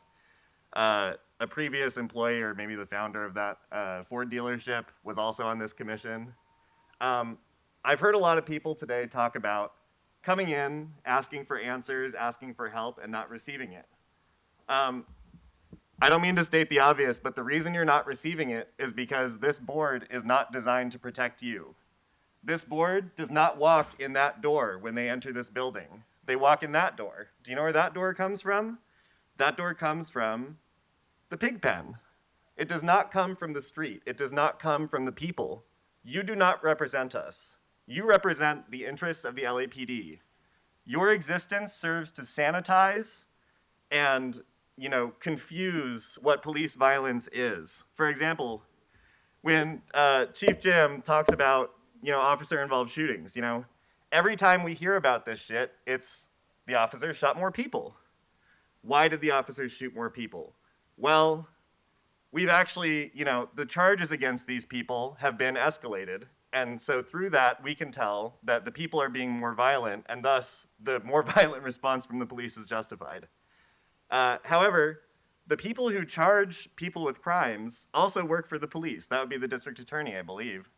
And the people who assign these numbers, the city attorney, excuse me, the people who assign these charges to people who commit crimes, like let's say at an event hall for a weapons seminar, selling surveillance equipment from the Israeli, weapons manufacturers. When things like that happen, hate crime enhancements are added, even though this was a public event, not held in a religious space, not held at a temple like Jim implied, or perhaps directly stated when he said that there was temple security that apprehended the people who were arrested there. I don't know what temple security would have been outside of a temple, but maybe it's just the same fucking people they hired because they know them. I don't know. But all this to say, this board's full of shit. That whole story is bullshit. It was a weapons seminar being held jointly between police in one area and weapons manufacturers in another. I don't know about everyone in this room, but that doesn't really inspire me. And as a Jew, I'm fucking embarrassed that the mayor of Los Angeles, the city I live in, said that this was at like a fucking religious building when it just factually wasn't.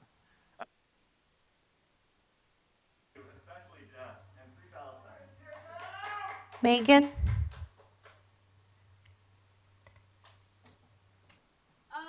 at the last meeting 3 weeks ago, Teresa kicked me out for laughing. I received my initial warning for daring to speak when the chief pig was speaking. These rules are selectively enforced. It's pathetically obvious. And it's Teresa's pathetic attempt for respect. She can't earn it for her actions or for her useful skills, so she earns it by force, which makes her actually very fitting for this institution. I'd also like to request accommodations for Teresa. She's not able to see well enough to properly execute her selective enforcement of the rules and forcible removal of her critics. Maybe some binoculars. Wondering if you all felt a sense of pride when this misogynist that you fall all over yourselves to protect got up in front of city council to beg to be able to use tear gas on protesters, and outright said that if they didn't have the tear gas, they would just be forced to use deadly force on the protesters. He also said he needed that tear gas, among other things, as a means of crowd control in anticipation of the 2028 Olympics. And on the agenda today is money for upgrades to your armored vehicles.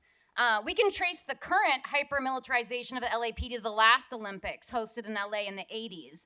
That's when you got your helicopters, and those at the time were supposed to be very limited use, but now you just use them for everything, polluting the air, eating up millions of dollars that could go towards housing and healthcare, and that's how everything works with LAPD. You introduce these dangerous things, say they're for limited use, and then they just become normal.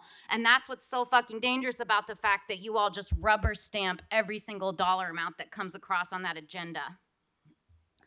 Yeah, we spend a good deal of time looking about all the people that you've shot this year. I can think of one big factor that's different this year than last year, and that's Jim became chief. And he has shown at every turn his absolute disdain for any police accountability or any public participation in it. Your absolute disgust for women who ask you to back up your claims with facts, whether they're reporters or council people, is so obvious. The facts are always something you have to get offline, right, Jim, in a private meeting. Right, Jeff? His ego is so fragile, and your commitment to total police supremacy is absolute. And you guys get up here and you feed him these bullshit questions and let him give answers like, we don't have the resources. Are you fucking kidding me? You have all of the resources. Or he'll say to Jeff, we'll put that together for you, Jeffy, when you have everything that you need and you've been talking about this shit for years. How long, Rasha, have you been asking questions about these officer-involved shootings? How long have you been asking about the edged weapons? None of this ever goes anywhere.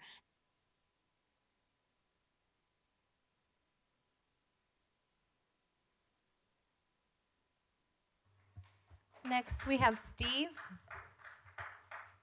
Steve S. Okay. Dandy.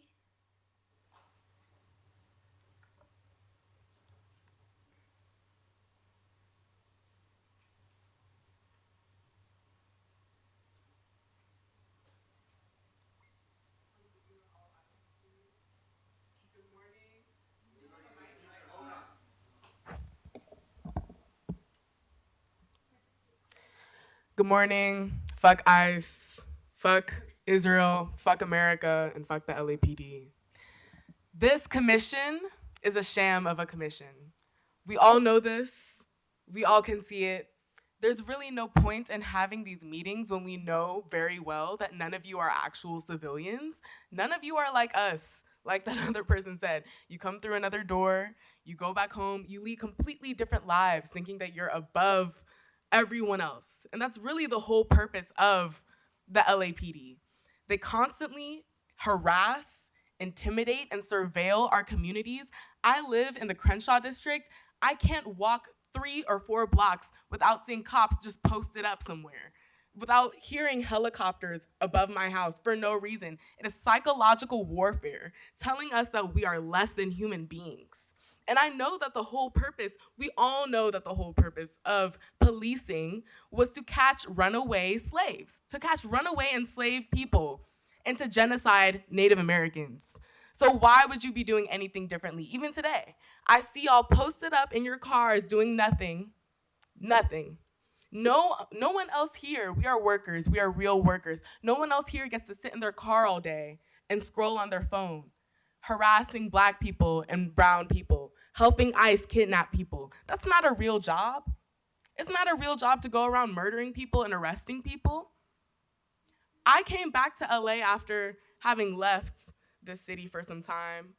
Came back to find it was even worse than I left it. Even more racist, even more cops.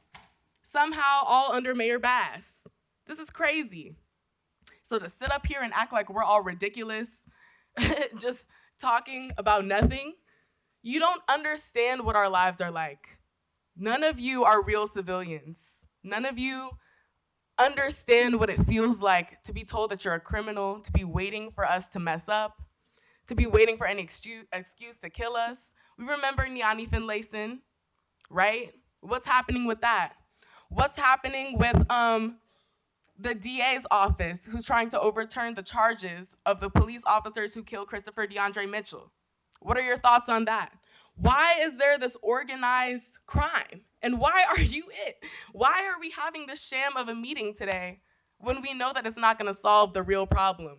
Y'all should not exist. Policing is not a real job. I'm looking at like a million pale faces and insecure people wearing a gun and a badge right now. That is the whole purpose of who you are. So I'm not really here to say anything else except fuck the LAPD. You're not gonna exist for very long, and we know who you really are. John Avalos. John Avalos.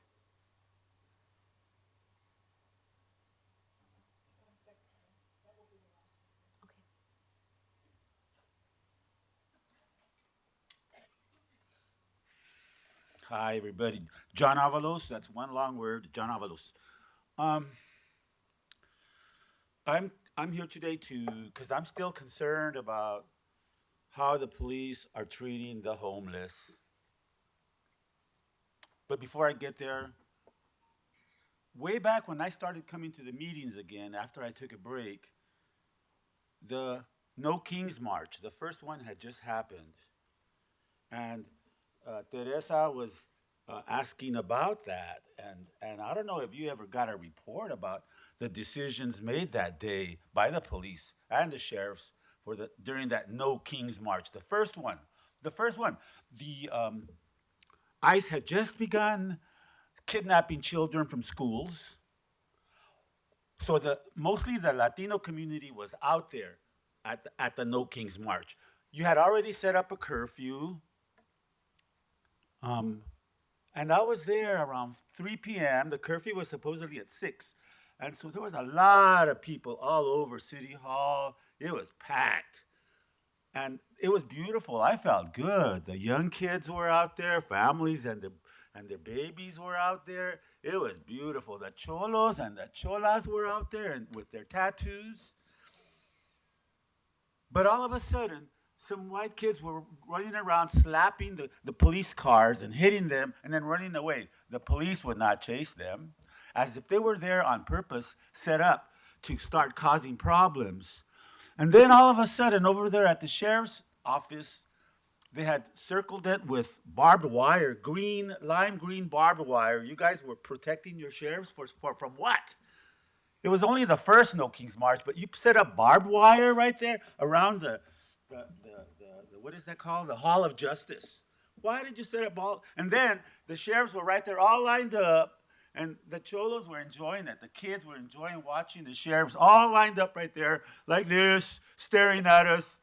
And then they started shooting bazookas, and I think that's where what is that? The gas, you started shooting gas at people. Why? Why did you do that day? And so from then on, yesterday I saw a commercial. You guys, you have your highly paid people creating commercials and videos that show how dangerous the protesters are and how aggressive we are. You do not show how the police come in and start the violence.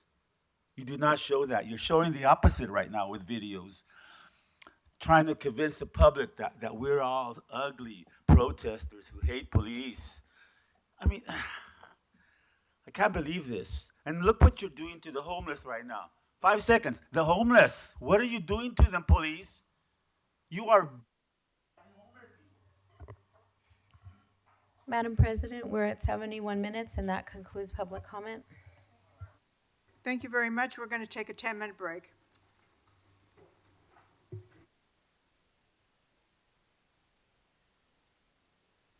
We will resume our meeting.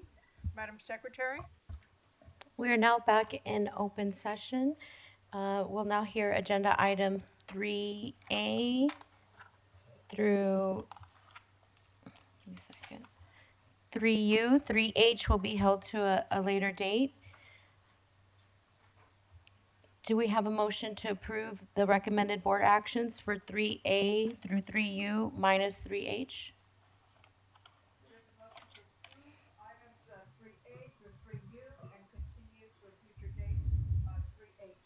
Is there a second? I second. All in favor say aye. Aye. Aye. Motion passes. We'll now hear agenda item 4A, verbal presentation on behavioral sciences services and the resources available for officer wellness, presented by Chief Psychologist Dr. Dorian.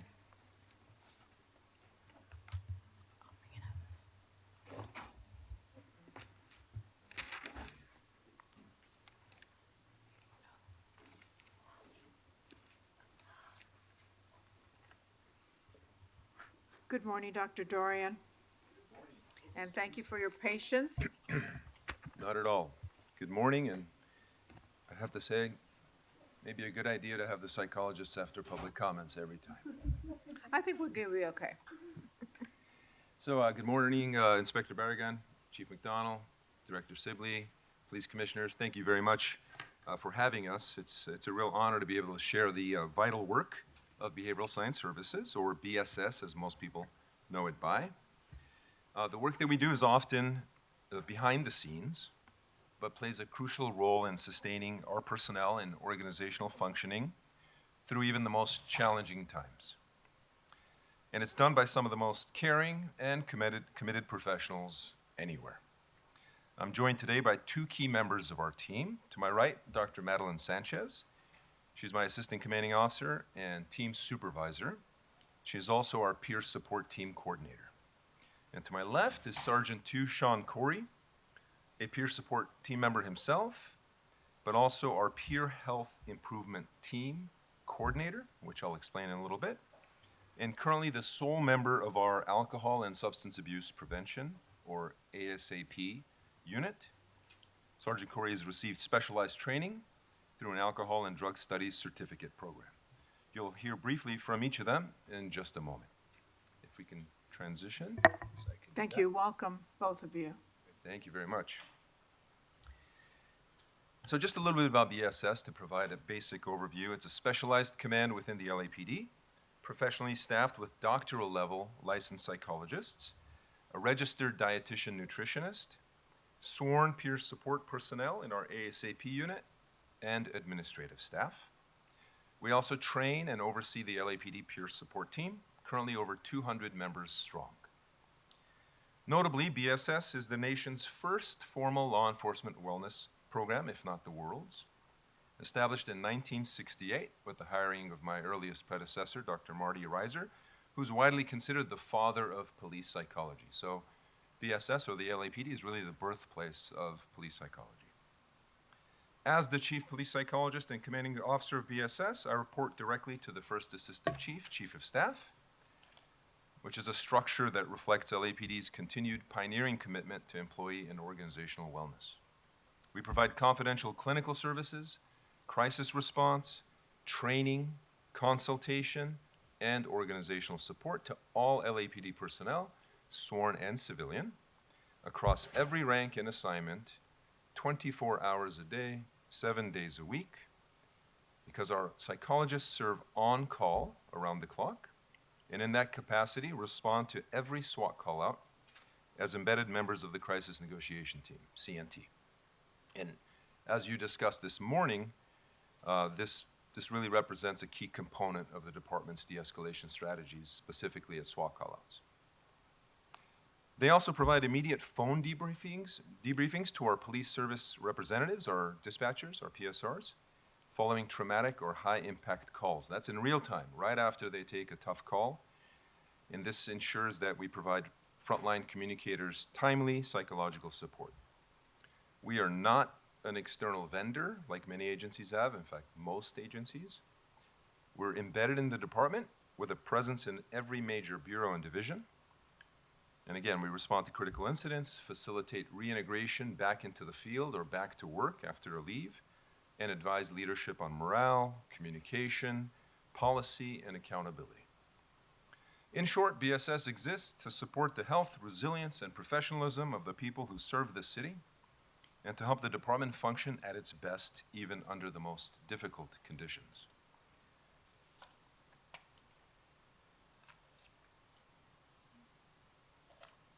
So why does this matter at this time in policing?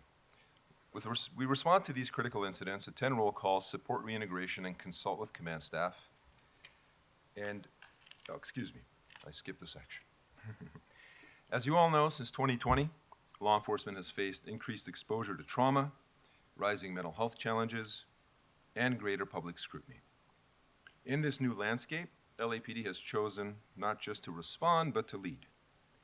At BSS, we're proud to support this leadership with humility and with a constant commitment to doing better for our people and for our organizational culture. So BSS is more than a clinical service. Most people, when they think about the department psychologists or our team members, they think about clinical service, which obviously is a very important part, but we're behavioral science practitioners, true to our name, embedded across the department. And as I mentioned, responding to critical incidents in the field, attending roll calls throughout the city, supporting reintegration, and consulting with command staff. Because of this, we're viewed not as outsiders, but as trusted, culturally competent partners. In addition to clinical care, I serve as a strategic advisor on initiatives like our Risk Management Executive Committee, the soon-to-be-announced Chiefs Morale Advisory Committee, collaborations like the one you saw a few weeks ago when I came in with Critical Incident Review Division, and soon with Force Investigation Division, and many other efforts to align wellness with accountability. Our strategy is built on a simple but powerful framework that helps us address complex public health issues, not necessarily unique to law enforcement, especially as we aim to reduce tragic outcomes such as suicide and alcohol-related incidents among our employees. Our evidence-based framework indicates that about 40% of the outcomes that we're looking for are driven by our wellness programs, direct clinical service. So it's not 100%, about 40%. But another 35% could be attributed to organizational culture. So leadership practices, policies, procedures, and communication, which, of course, the Police Commission directly plays a role in. And that's why we provide consultative services as well. And about 25% could be attributed to personal responsibility, individual decisions, which we don't have total control over, but we do everything we can to make sure our employees have the tools and the support they need to be able to affect that kind of change independently. So wellness is not just about individual behavior, it's about the environment we create and the systems we build. That's why we don't limit our influence to clinical services, but continually seek novel ways to collaborate and contribute to the organization's growth. Now, in the past 5 years, we've launched a number of different initiatives, a mobile-friendly, self-managed BSS website that serves as a one-stop platform for all health and wellness resources, not just what we do or internal, but whatever we can find and vet as quality products and services or resources. We have the LAPD Health Matters campaign, which is a monthly behavioral health initiative tailored to law enforcement. And it includes a standing agenda item that I lead at every Chief's General Staff meeting, where I'm able to present this content directly to command staff for their own benefit as leaders and role models, but so that it trickles down to their personnel. We've transformed the Heart of LAPD walk that occurs every September into a family and community-focused event promoting mental health and suicide awareness, and basically an overall law enforcement support event. And the enhancement of the peer support team through specialized peer health improvement teams that serve as force multipliers, because as you'll hear soon, we're a very limited resource. And we've also incorporated digital activity logging for our peer support members so we can really showcase and appreciate the great work that they're doing. We've also developed the LAPD 4 basic alcohol safety tactics. And that's inspired a number of different initiatives as well. We have the Cocktail Challenge, which is a friendly competition promoting alcohol-free beverages at department events, but also in off-duty private events. We've created the April Divisional Alcohol Awareness Challenge, where commanding officers throughout the organization are challenged every April to come up with creative strategies to address alcohol in their commands, which has proven incredibly effective. We've seen our own commanding officers just do extraordinary things with good outcomes. We have an upcoming video that we just shot with the chief's support and with Sergeant Corey and several other presenters providing their stories. We're calling that Stories from Within. And these courageous department members share their experiences with alcohol-related incidents, which should be released in just another week or so. And I strongly encourage commissioners to watch that video. It's going to be very, very powerful. We also collaborated with the COA, the Command Officers Association, to provide breathalyzers, personal breathalyzers, to increase awareness of alcohol impacts, which I'm proud to say has resulted in 0 alcohol-related incidents involving our commanding officers, which hasn't been entirely the case going back in history. And of course, Chief McDonald is now messaging very powerfully through the DOC after every single alcohol-related incident involving an employee, specifically DUIs, but we're also doing so with employee deaths by suicide. Because as difficult as it is to talk about these things, as much as law enforcement agencies in general are uncomfortable and tend not to want to talk about these things, we've chosen a different path culturally, that we must talk about these things, to acknowledge that they exist, and so that people are aware of the support and resources that are available. So these efforts reflect our belief that, again, wellness is a leadership priority, not a luxury. So at this point, I'd like to hand it over to Dr. Madeline Sanchez, who coordinates the peer support team, a vital extension of our services. Thank you, Dr. Dorian. The peer support team is one of the most visible and accessible parts of our wellness infrastructure.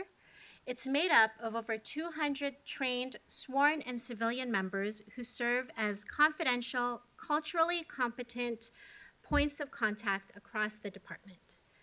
We operate our own post-certified 40-hour peer support training school to ensure each peer support member is equipped to provide effective active listening, assist in suicide prevention, offer trauma-informed care and compassion, build trust, and navigate resources.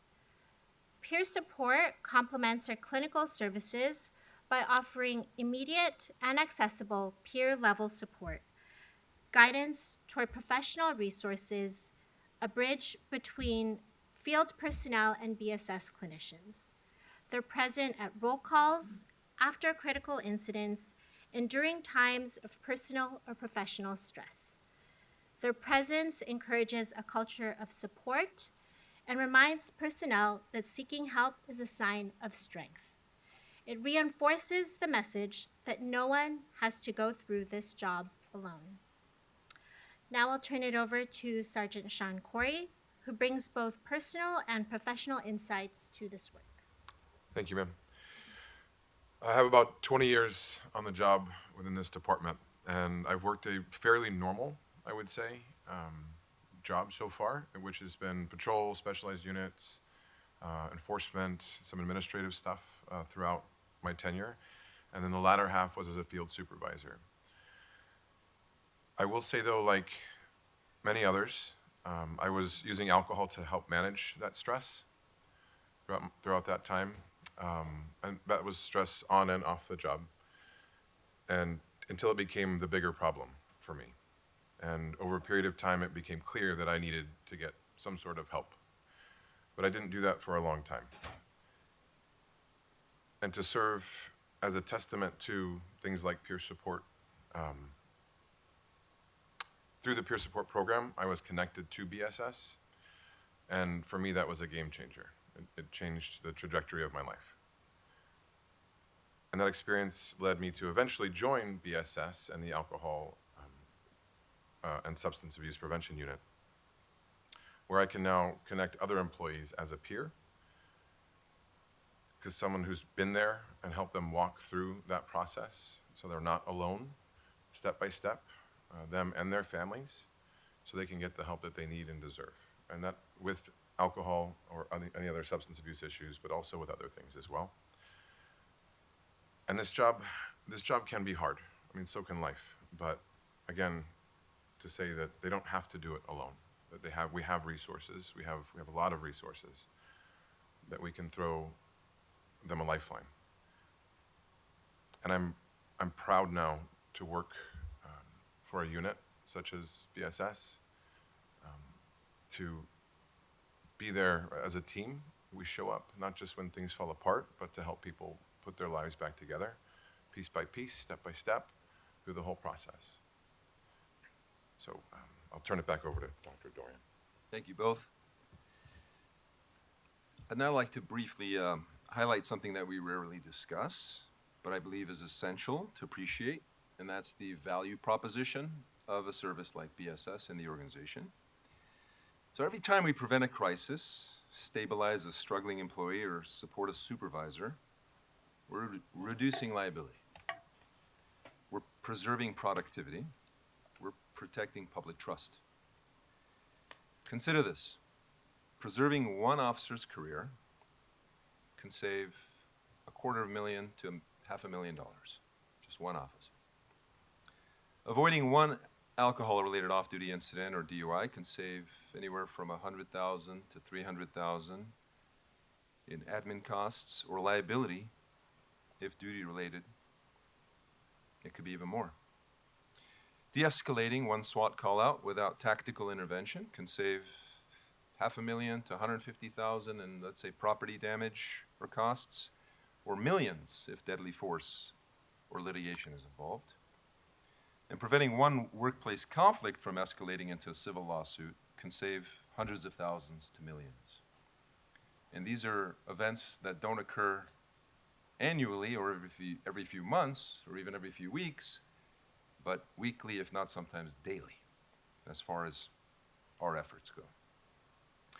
Of course, we all know in recent years, the organization has had to pay millions annually in settlements related to internal disputes or retaliation claims or hostile work environments, many of which stem from unresolved interpersonal conflict, unmanaged stress, or other types of breakdowns. These are all areas where BSS provides early intervention. Again, regularly, daily. According to the World Health Organization, depression and anxiety cost the global economy $1 trillion annually in lost productivity. In the US, the CDC estimates that mental health-related absenteeism and presenteeism costs employers $17 to $44 billion per year. In a department the size of the LAPD, even a 5% reduction in mental health-related productivity loss would translate into millions in recovered value through improved attendance, performance, and retention. So I'd like to share a brief snapshot of activity beyond the thousands of clinical appointments per year provided by our amazing team to give you the full spectrum of activities. So for one, all the critical incidents that you hear about, certainly officer-involved shootings and other categorical uses of force, every one of those officers will meet with a psychologist for an individual session to receive a psychological debriefing. So in 2025 year to date, which of course we're not done with the year, we've had 189 of those sessions with officers, and that could be broken down if you're interested. In addition, we do lots and lots of training. In fact, in many ways are the primary trainers in the organization for virtually every school. Of course, not all topics, but on relevant topics. Our team has done 783 trainings and presentations this year alone. For example, 342 of them on alcohol use and prevention, 113 on domestic violence, 157 on suicide prevention, 134 on sleep, nutrition, and resilience. In addition, our amazing peer support team has had 949 contacts, which includes roll call visits, one-on-one support, and post-incident outreach. Lastly, when on call, and mind you, these are psychologists that work a full shift, but in addition, they work a 7-day on-call rotation as part of their exempt salaried status. There's no overtime or standby pay. This is part of their commitment to the organization. They've conducted 105 police service representative or dispatcher debriefs after high trauma calls. Many of these are in the middle of the night. 86 responses to the field for SWAT callouts. So every time the SWAT team is out there, you do have a police psychologist out there, every single time. And that's, again, typically in the middle of the night. And about 41 of those, according to our own records, involved crisis negotiations. So this is These are situations where the crisis negotiation team is doing everything in its power to de-escalate in collaboration with a police psychologist. So behind every one of these numbers that I mentioned is a person, a team, or a division that was supported, stabilized, or strengthened. Now, we've done all this while being more understaffed than at any point in my 20-year LAPD career. We have one administrative professional doing the work of what used to be 3 to 4 people. And this is very much an emergency for us from a burnout and succession planning standpoint.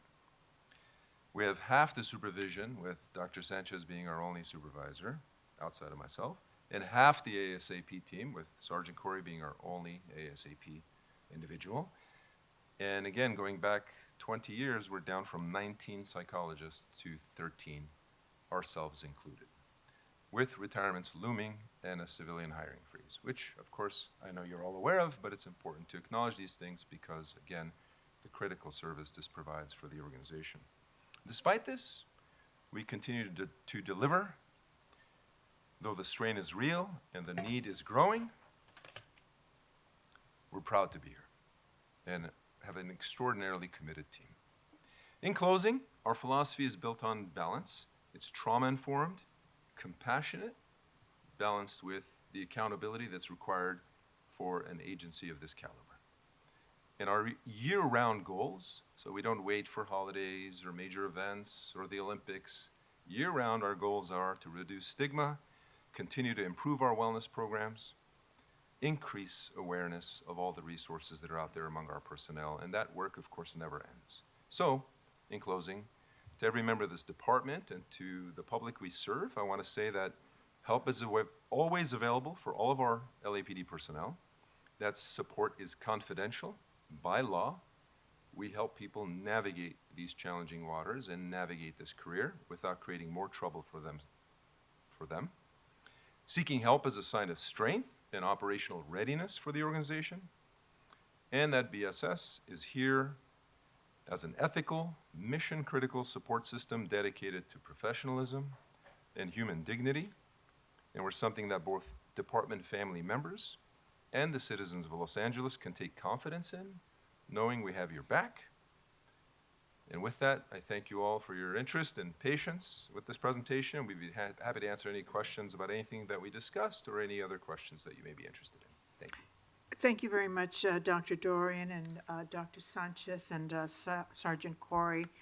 For me, this report was very heartfelt, very informative, of course, and it has so much personal and supportive spirit in it, and I truly appreciate it. And I know that there is great efforts that are being done, especially in the field that Sergeant Corey talked about. And I think that when you begin to share even a little bit of your personal experience, it really brings it home. And I think everybody that has undergone or currently undergoing those types of challenges, it has a great impact. And so I thank you, Sergeant Corey, for that, because it's not easy sometimes to admit that there have been issues, but you have faced those issues and have hopefully overcome, and I congratulate you on and applaud you on that.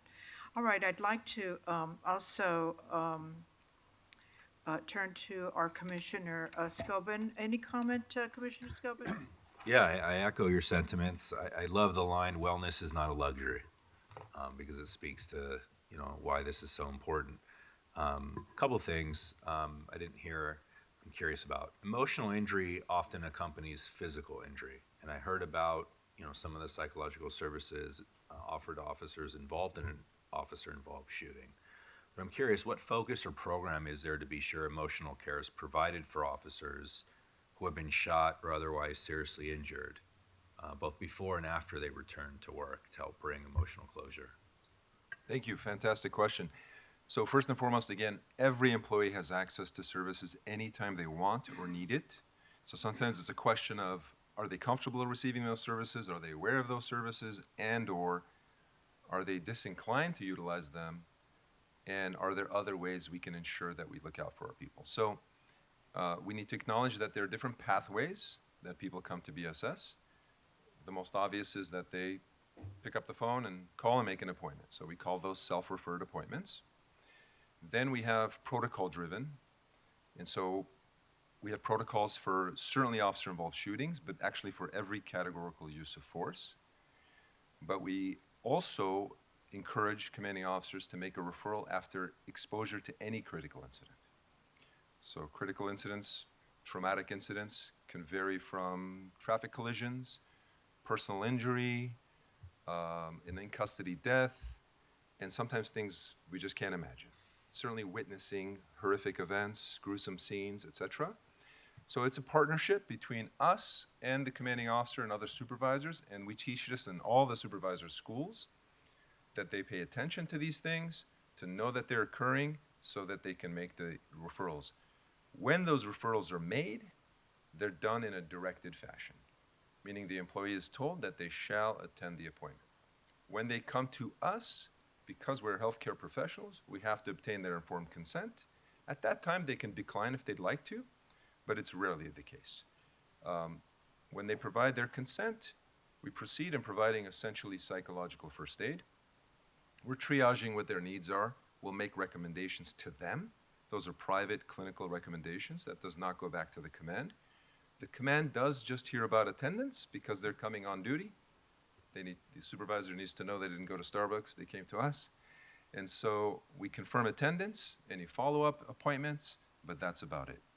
We might make some job duty modification recommendations without disclosing anything clinical. It's always done in the service of the employee, the officer, so that they have a good reintegration back. And so there's more nuance there in terms of how we do that. But what's interesting about that is officers, who sometimes may not appreciate being directed very, very quickly, and I mean 99+% of the time, very quickly come to realize who we are and that we're here to support them and guide them. And if the service can be helpful to them, fantastic. If they have no need for it, it's a nice encounter. We talk about the job, we talk about lifestyle, and they go back to work. But they had a positive experience, which sometimes plants a seed months or years down the road. If they have a challenge or a need, they remember, hey, that was not such a terrible experience. In fact, it was a great experience. I'd be inclined to go there again. Thank you. And my only comment to that is for those that aren't directed, to the extent we have the resources and abilities to do that, it'd be nice to have a proactive approach to ensure that those officers know that the services are here available and make it top of mind in that moment. Yeah, thank you very much. Well, our proactive approach is to always be marketing that. So our psychologists go to roll calls daily, and they're an embedded presence at the division. So in every presentation, every talk, every roll call, every sometimes informal interaction, we are highlighting and reminding people that exists. But I have to acknowledge there are some agencies that have a technology-driven approach, a dashboard that helps highlight which officers have received or responded to, particularly challenging spate of calls that taps into the dispatch system. And that sometimes flags those officers, and there can be directed outreach. We don't have a system to be able to do that at this time. We very much rely on the human element, but it has to be acknowledged it's very effective. Our utilization is extremely strong. And I will add, as much as it may sound like we need these directed protocols for our officers to be seen, it might surprise you to learn that 75% or so of our referrals are all self-referred.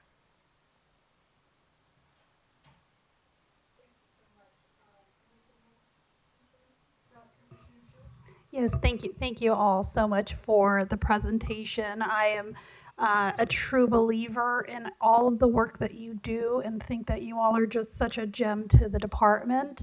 And it's so great to hear that, 75% is directed. I imagine that is self-referred.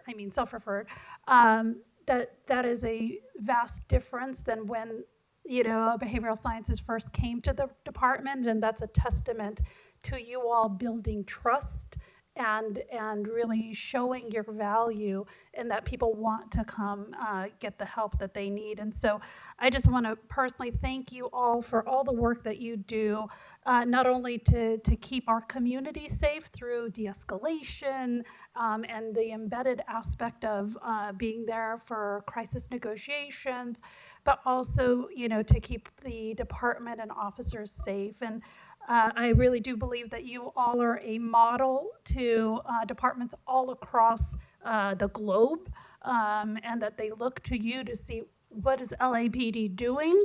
And that is, again, something very, very much that we should be proud of. And I would be interested in learning about more of like the tech advances that other departments have, because I think, you know, you all are a small but mighty team, and any investment in your department will only help, you know, expand all of the resources. So I really do think that's a great place for us to look for future investment, and also make sure that you all are staffed appropriately. I had the pleasure of meeting a number of, you know, the doctrinal level psychologists in your group, and these folks they have the choice to go anywhere. They can go to private practice, work from the comfort of their own home, and never have to leave their house and make a very good living, yet they choose to be with you because they believe in the mission. And so the last thing we want is to overburden them so much that they choose to go elsewhere, because there are so many other, don't listen, there are so many other opportunities that they can choose from, yet they choose to be here. And we want to make sure that we continue to value their work and give them the resources so that they're actually able to do the real work, as opposed to getting burdened by administrative stuff that someone else can and should be handling for them, because they are true professionals. And Sergeant Corey, just thank you. You know, you've always come off to me as just such one, very brave to share your story in this context.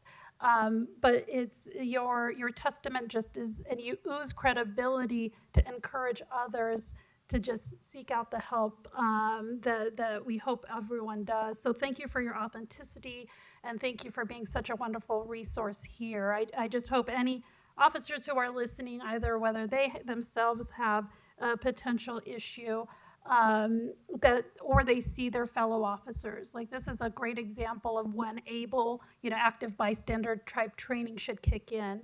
If you help someone and intervene and convince them to get help, you can not only save their life, the life of another, or their jobs.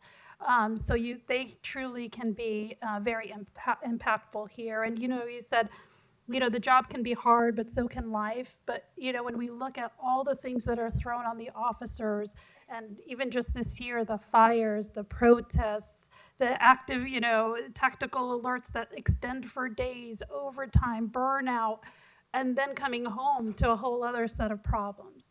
The highs and lows of this job require you all to be providing all the services that you do. And I just am very grateful for it. And I hope that everyone understands that you are truly a resource, and I hope they take advantage of it. And I'd like to learn more down the road of other technological advancements that can potentially help expedite your process and programming. But thank you all for what you do. Thank you very much. Before we conclude this verbal presentation, Dr. Dorian, I do want to give a shout out to the chief for this deputy-wide or department-wide message that just occurred regarding driving under the influence and other issues that affect the department personnel. So I think that the personal stories that were included in that are very impactful. And again, they resonate. But I think also including the ramifications of their behavior is also a reminder of how detrimental that could be. So thank you, Chief. No, thank you, Commissioner. I'm honored to work with a very dedicated team of professionals here who truly care. All right. Thank you. Anything further? Thank you so much. Thank you all for the support. Appreciate it. Thank you. Thank you. Next, we have item 4B, the Inspector General's report dated December 9th, 2025. relative to the Office of Inspector General's review of special weapons and tactics training. Okay. All right, we begin with the Inspector General's report. Inspector General?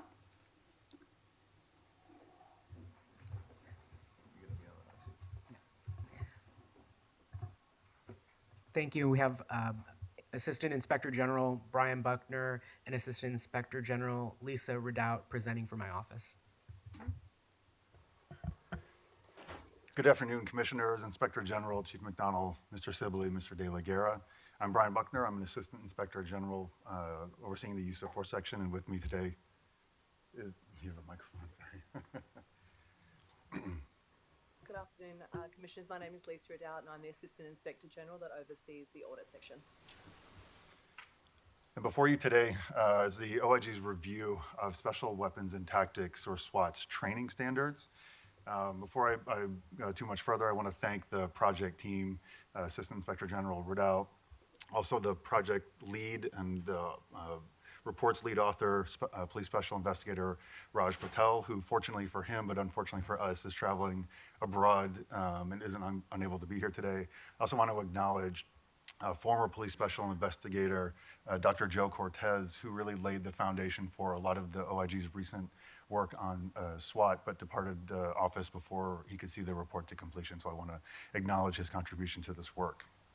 I also want to thank and acknowledge the Department Chief, Counterterrorism and Special Operations Bureau Leadership, Deputy Chief Kowalski and Commander Curtin, Metropolitan Division Leadership, Captain Humphreys, Captain Rainey, and SWAT Leadership, Lieutenants McMillian and Lieutenant Figueroa, for their access, transparency, openness, and the support that they provided to the project team throughout the duration of this project. The report is the result of a limited scope review that was conducted beginning in November of 2024 through April of 2025 and focused on SWAT's training standards, training performance, and administrative record-keeping practices. Now, SWAT engages in intensive training in a number of areas, but we focused on what we believe to be the sort of core elements and foundations to their work, which are movement, firearms, and crisis negotiation training. As part of our review, the OIG observed 7 SWAT training sessions, including both movement and firearms training and crisis negotiation instruction. In addition, OIG staff reviewed training outlines, LAPD policies and procedures, the 2020 SWAT guidebook, post standards, and guidance from professional organizations such as the National Tactical Officers Association and the California Association of Tactical Officers. The review also included meetings with SWAT leadership, tactical instructors, and Counterterrorism and Special Operations Bureau leadership. As a result of our review, we had 4 findings and made 3 recommendations, and I'll just review those briefly now. Our finding 1, SWAT's operational training is consistent and well-structured, but limited administrative support affects SWAT's ability to evaluate and improve its training program. SWAT trains daily. We included a sample of the 4-week training cycle in our report, but they're doing training daily, and they far exceed the post standards and national standards for tactical unit training. However, SWAT lacks a dedicated administrative sergeant, limiting their ability to document and track individual and unit performance long-term. The absence of this role places a significant administrative burden on supervisors and limits the department's ability to conduct routine data-informed assessments of SWAT's training program. Filling this position would likely improve record keeping, including promoting consistent documentation, as well as allow the operational sergeants the opportunity to focus more fully on training, operational readiness, and deployment. Our second finding, the SWAT guidebook, 2020 was the latest version that was available for our review, does not fully reflect current department policies or procedures or current SWAT standards and practices, and it lacks a formal process for its regular review and revision. The SWAT guidebook serves as SWAT's primary internal reference for operational protocols, training expectations, and administrative practices. While it's not a formal policy manual, the guidebook is intended to align SWAT's day-to-day operations with department policies and procedures and recognize tactical standards. And however, we found that the guidebook does not fully reflect the department's current operational realities or training practices. In some instances, we found that it exceeds what's actually documented in the guidebook. Additionally, we noted that SWAT has continued to receive and implement other department rules and regulations, including administrative and operational notices from the Chief's Office, Office of Special Operations, Counterterrorism and Special Operations Bureau, and others, and that SWAT standards and practices were consistent with these other directives that they received throughout the time period. Finding number 3, SWAT's training demonstrated clear and professional instruction, incorporated opportunities for feedback and discussions of lessons learned, and emphasized adherence to department policies and procedures. And as we note in our report, when we observe these trainings, we're able to observe the entire life cycle of that training, from the pre-training briefing to the actual exercises to the debriefing exercise afterwards, and then have direct conversations with SWAT personnel and SWAT leadership about the training that we observed, in addition to reviewing the detailed outlines that document the lessons learned and topics covered during that training. Finding 4, SWAT's crisis negotiation training, which Dr. Dorian just referenced, emphasized communication and de-escalation and is a valuable resource for officers in patrol divisions and other field assignments. So based on our review and our findings, we made the following 3 recommendations. Number 1, fill the SWAT administrative sergeant position to ensure that critical administrative responsibilities such as training documentation, deployment logs, performance tracking, and compliance with department and state reporting requirements are managed with consistency, accuracy, and accountability, thereby enhancing the unit's overall effectiveness and freeing operational personnel to focus on readiness and deployment. Number 2, establish a process for ongoing coordination between SWAT and Training Division to regularly review and discuss SWAT's training activities, share feedback and lessons learned, and work together to enhance the overall effectiveness of training. This collaboration should focus on strengthening individual and team performance and identifying opportunities to refine training content, methods, and standards. And third, update the 2020 SWAT Guidebook to ensure alignment with current department policies, operational procedures, training standards, and administrative practices.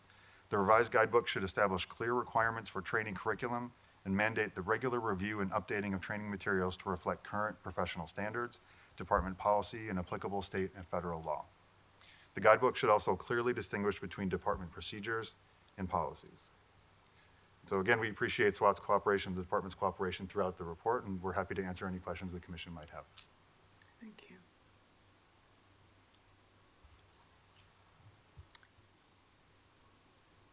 Okay, are you saying something, Chief? Well, just to add. We're just looking good here. Well, good afternoon, and I am Deputy Chief David Kowalski. I oversee the department's Counterterrorism and Special Operations Bureau. Joining me today is Lieutenant Carlos Figueroa. He is assigned to the LAPD's Metropolitan Division, Special Weapons and Tactics, and we are here on behalf of the department for this report. As stated, we have worked in partnership on this inspection with the Office of Inspector General, and we will continue to work with them on all future reviews of our systems and protocols and assess and implement any recommendations to enhance our future performance. Specific to these recommendations, we have addressed each in the department's response, and we will continue to work on improvements to our internal procedures related to those, and we're prepared to address any questions you may have regarding the report on our behalf. Okay, well, let me inquire of the commissioners if they have any questions. Commissioner Scobin? Thank you very much. I'm glad to hear that the recommendations were implemented. I guess one question that I have is there a way to proactively make sure that our guidebook is always in alignment with current department policy? When we, so looking back, so as stated, the guidebook was completed in September of 2020. In conjunction with this inspection, we are in the process of updating a new guidebook that will reflect a 2025-2026 version. It is in the review stages at our Bureau and will be eventually reviewed up to the Chief of Police. Before the 2020 version, the last guidebook that was written related to SWAT was in 2013. And then under that guidebook, why we updated it in 2020 specifically then was we wanted to codify and update the selection process for new members to the SWAT team, and then there was a reemphasis on the physical fitness qualification to ensure that was in alignment. looking from where we are now in the 2020 to the next version of that, the goal is to make sure we're in alignment with the training bulletins and directives. Even though the 2020 version does list an addenda of all the respective bulletins and directives related to SWAT operations, we want to ensure that next version will have that more in line with that. But also, one of the points that was brought up during the inspection was how can we work closer with the department's training bureau to ensure that alignment is there. And we've already scheduled our first what will be quarterly meetings. So we will have a Metropolitan Division and SWAT members meeting with both our training division leadership team, which will include Dr. Thomas Datro, and to ensure that all the training is consistent with on the SWAT side, and then anything that we've experienced on the SWAT side that can be potentially incorporated into just regular department training as well. So I think there should be some good initiatives that come out of that, and that will be a system moving forward that will follow quarterly. Commissioner Shields, any questions? Thank you. Thank you, both the Inspector General. Thank you so much for the report. I think it's very thorough, and looks like the methodology of actually attending and laying eyes on a lot of the programming and the training and stuff is very helpful. And thank you, Deputy Chief Kowalski, for kind of the update, and it'll be good to see how updating the guidebook, of course.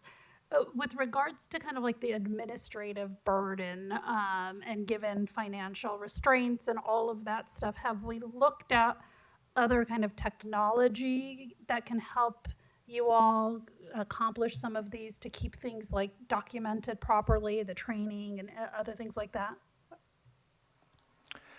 Specific to administration and technology, I'll ask Lieutenant Figueroa to just address that question. Just before he addresses that, though, from a personnel side, I know the not having an administrative sergeant, it has been a priority for us to fill. However, we do currently have 6 sergeants that are assigned to SWAT, which we're only down 1 sergeant. And when you look at the department overall, for us to be only down 1 sergeant it's considered, I'd see, a win right now. Mm-hmm. And there are other priorities in filling sergeant vacancies across the department, and we're sensitive to that.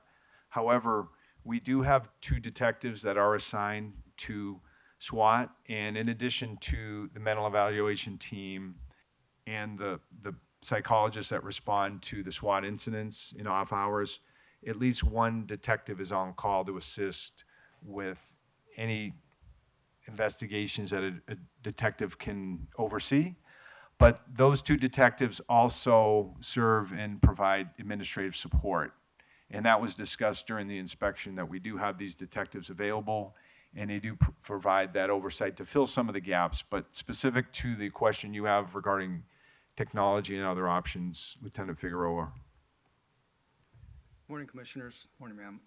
So we have looked into technology in terms of databases. The obvious thing is funding for it. So 2 things. One is what's available to us right now is SharePoint. So we're looking at creating folders to house our files. They would start as obviously paper files where we'd scan and have to upload. So we have been working with someone from ITB to create a SharePoint, I guess we can call it, for lack of a better term, database to house all of our files electronically. Currently, we've got a file cabinet in our SWAT office. We know where they are; they're easy to get to. But eventually, what we like is to create a system where those hard files we'll still store them, but they're uploaded and stored digitally in SharePoint. To the database I kind of alluded to, there's a company called Intrepid. I believe the department already has access to it, is paying for the service. So just last week I heard about it, so that's something we're going to look into. That's great. I think the more we can try to digitize a lot of these forms or tracking or other things like that, that will reduce the level of need of another person to be there to really handle all of the paperwork associated with it. Because I think there can be a lot of like data-driven analysis done in terms of how is this effective, how is this doing, and when things are sitting in a filing cabinet, it's a lot harder to do that. So I think the more we look for other technology solutions, I think the better we will be in the long run. And Deputy Chief Kowalski, thank you for acknowledging that, you know, you're not being greedy by asking for another body when the department is hurting so much. And I think the other, the folks in the field will be appreciative of that because there are, again, a lot of need out there for people in the streets. And I really am glad to hear about the training component of it in terms of sharing best practices with our training folks, because it's good for you to know what they're training the cadets, but also or the new recruits, but also you sharing certain things that is working for SWAT, because there are so many instances where a situation is almost SWAT-like, or we could use SWAT, but it doesn't fully meet all the criteria, and just being able to share, like, this is how we would handle a situation like that may help folks in the field slow down the process, think a little bit more. And so the more you all can really work with and share your knowledge so that it is something that can be, that the local, you know, the folks on patrol have at least some sense of crisis negotiation training, even if it's a truncated basis, I think will go a long way. So thank you for all of that. And I've had the pleasure of seeing some of the SWAT trainings and everything. And I'll echo, you know, everything that you do is so professional, and it's so good to hear kind of, you know, all of the considerations that are being verbalized and taking everything into account, and also how you try to use all the tools that you have in a very thoughtful way. So appreciate you all. Thanks. Thank you, Commissioner. And I echo her sentiments as well. But to conclude, I do have one question. I think it's Mr. Buckner. The community is for those members of the community that are listening right now, because there's been so much, and SWAT is such an important aspect of the department. What should these community members take away from this report about the strengths and the weaknesses of SWAT? What would, in a concise manner, what is the takeaway? That's a good question. Thank you for the question. I would say I think our review really focused on evaluating SWAT's training standards, and even within the sort of vast universe of training, this is a highly specialized team. They have a lot of specializations, a lot of capabilities, and they are often called in when the circumstances on the ground that might be impacting the community exceed the potential capabilities and resources of the frontline patrol. And so SWAT gets called into these sort of very specialized sets of circumstances. And so that's why they train so much. That's why they spend so much time ensuring that sort of operational readiness and deployment. And so I would say, based on sort of our review, we found that their training is very professional, very open to discussing department policies, department expectations. And so that was a clear through line through all of the training that we observed and all of the documentation that we were able to review as a part of the project. And I think, you know, we included a note in our report about the number of instances that SWAT responded to. I think it was around 1,500, the number of those that resulted in any kind of use of force, which was about 8%. And then of those, about 1.5% resulted in some kind of lethal force being used. And that's an incredibly small number of the overall number of incidents that you respond to.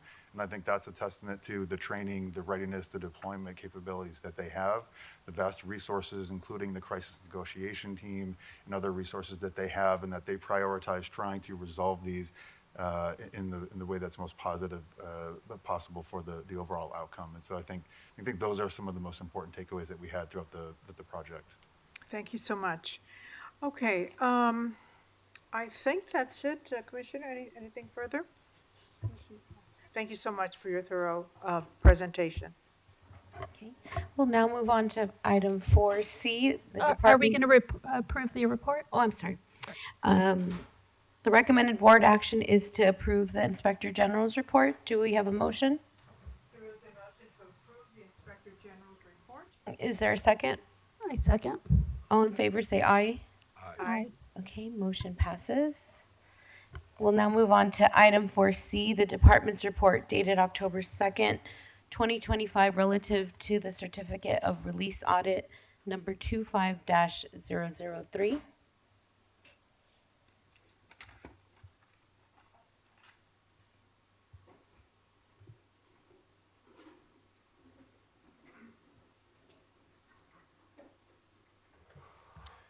Good morning, Commissioners, Chief, Inspector General, Director. I am Sean Svoboda. I'm a lieutenant from Audit Division. Next to me is Police Performance Auditor Sergio Seiss. He is also from Audit Division. And Commander Brian Liam from Office Operations, and I'm joined by our auditor, Yadira Wette from Office of Operations. Welcome. Thank you for being here. thank you so much. I'm here with you today to discuss and give you a brief overview of the Certificate of Release Audit, which was conducted in accordance with the annual audit plan for 2025. And I'll begin with some background. So in the state of California, a certificate of release is issued when a person is arrested and released, but no further law enforcement action is taken against them. This certificate essentially marks the arrest as just a detention rather than a formal arrest, followed by an accusatory filing with the court system.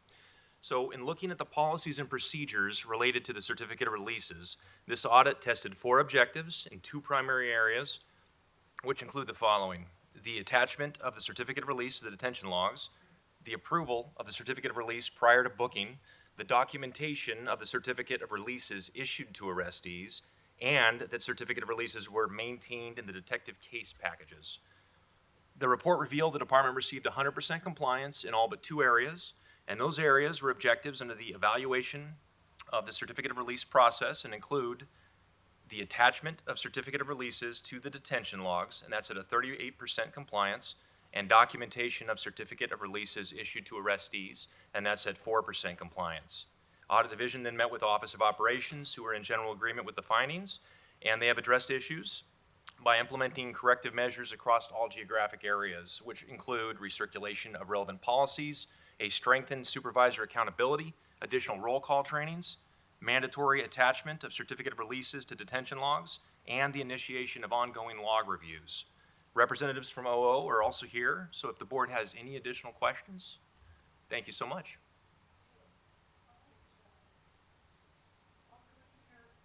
Excuse me, Commissioner Shields, any questions, any comments?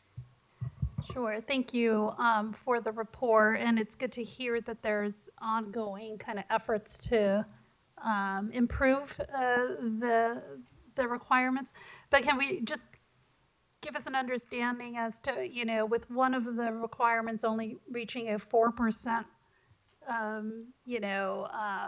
meeting the standard of documenting the certificate of release being issued to the arrestees, like, what do we attribute that to? Like, were people unaware of this obligation? Was it just following through? Like, where was the breakdown, and how are we making that, improving that process?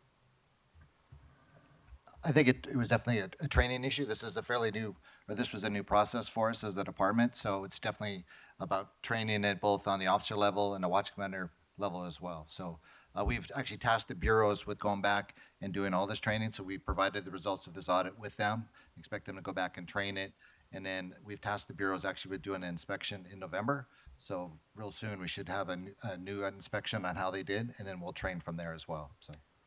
And there's just a point for clarification too. So that was 4% on the documentation of the certificate releases issued. So not necessarily that there was 4% issued, just the documentation.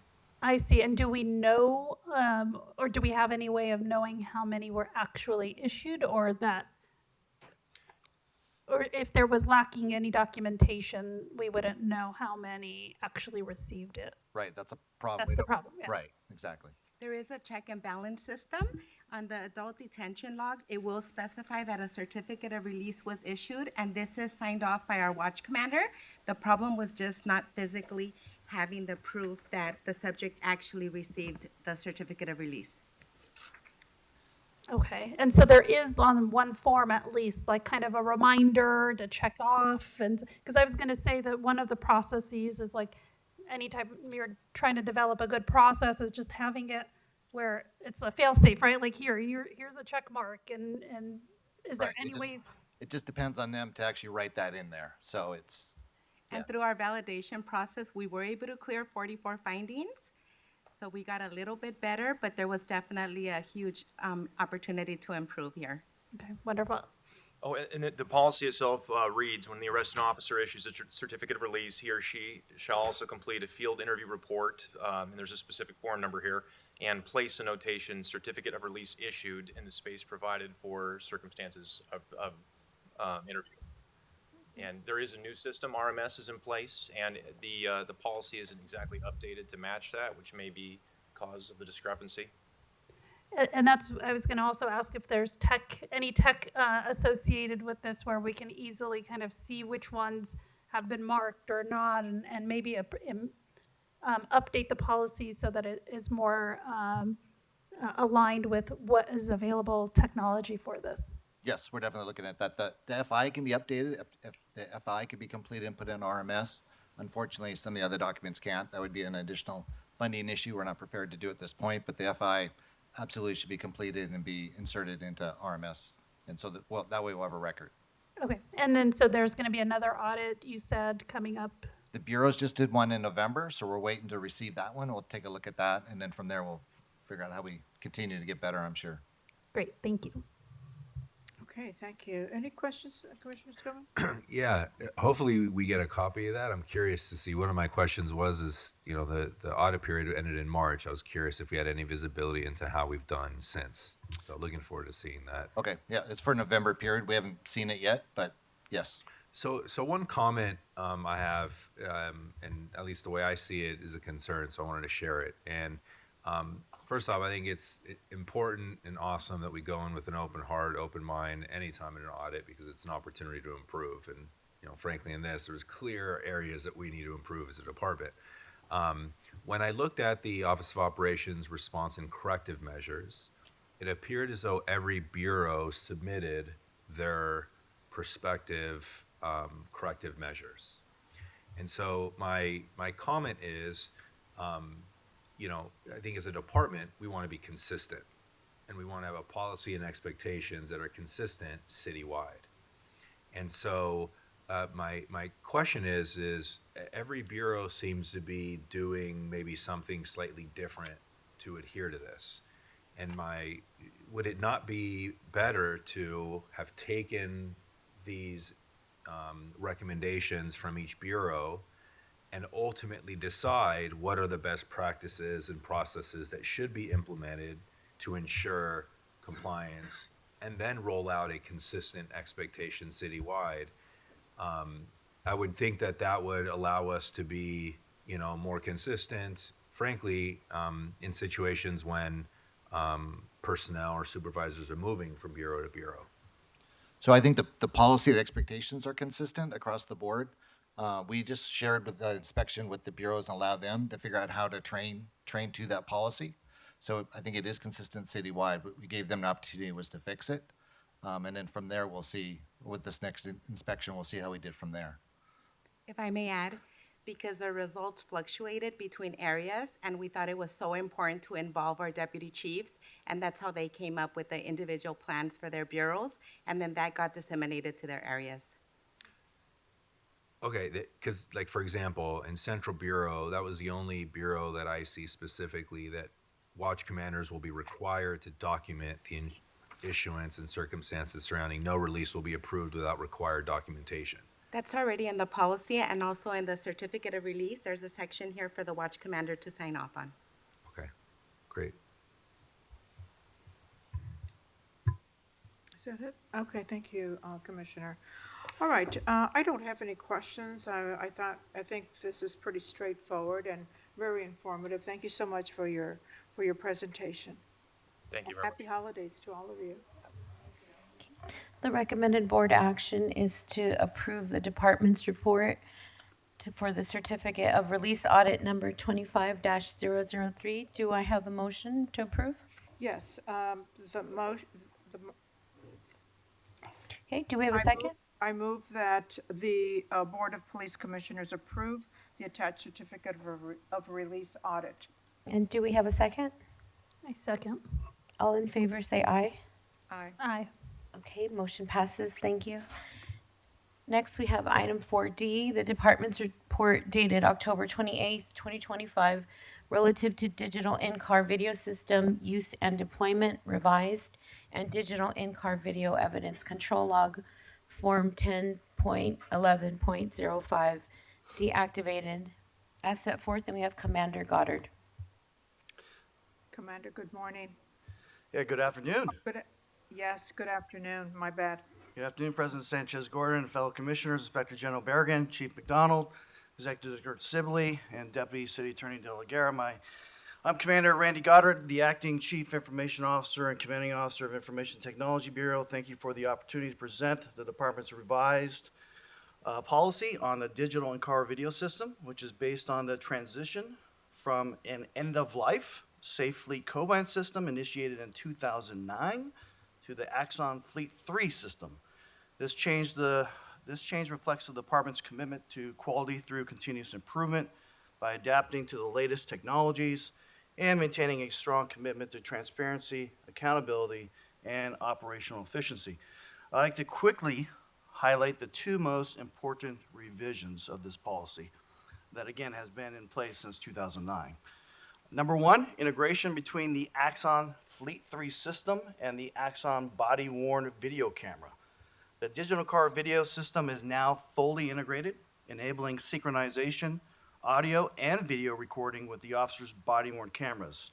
This integration provides a more complete and cohesive evidentiary record of field activities. Previously, the co-band system's users had to check out an additional microphone worn on their belts. Now the body-worn camera acts as the microphone. The system also includes a feature called Axon Signal Vehicle, which automatically activates both the digital car video system and the body-worn video cameras when the vehicle's light bar is set to stage 2 or stage 3. This automation enhances officer safety and reduces the risk of missed recordings. Number two, reduced activation delay. The department has shortened the activation delay from 10 seconds to 5 seconds when the light bar is engaged. Even though the new delay will be 5 seconds, once the digital car video system activates, a 1-minute buffer is restored and video is captured with no audio. These revisions are designed to improve video capture reliability and reinforce the department's standards for accountability and professionalism. I welcome any questions you may have, and thank you for your continued support. Thank you. Thank you very much, Commander Goddard. Any questions, comments from the commissioners? Nothing from Commissioner Philbin, Commissioner Shields? Hi, thank you for the report. I think this is a great technological advancement that will hopefully help officers in the field, especially if something happens immediately and they're unable to activate their body worn. Now, the policy does indicate that it doesn't relieve officers of their obligation to turn on their body worn video. Just in terms of kind of like muscle reflect and all of that stuff, is like, I just want to make sure that like they don't like click a button which they think they're turning on, but then it turns it off because it's already been activated. So how does it work? That's a good question. That's a question I had of the technology when we were first looking at it. No. So it provides a backup to what the officer is required to do per department policy, is activate their body-worn camera under those circumstances. If they happen to activate it, the signal will not deactivate it. The signal is used as for the human error, where potentially because of the stress of the situation, too many things going on, the technology takes over and acts as a backup.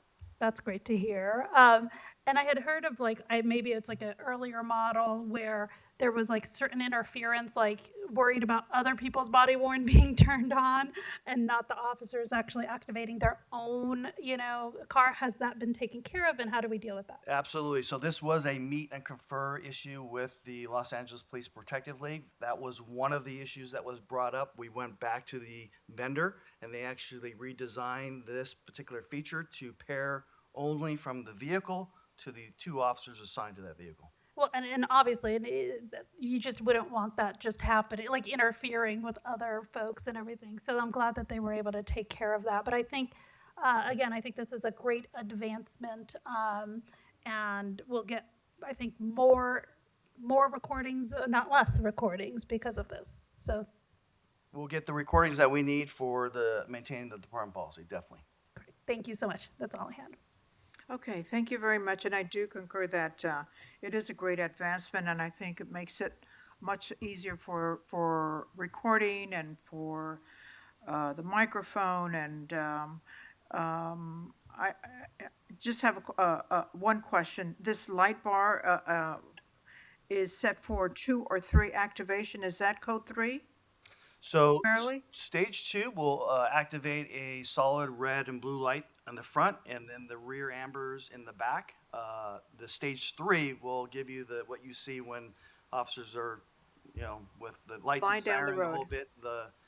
We used to call it almost the bubble gum, but now they're all LEDs. Yeah, okay. Well, thank you so much.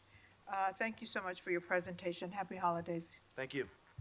The motion on the floor is to approve the department's report. Do we have a motion? There is a motion from the Board of Police Commissioners to approve the proposed policy.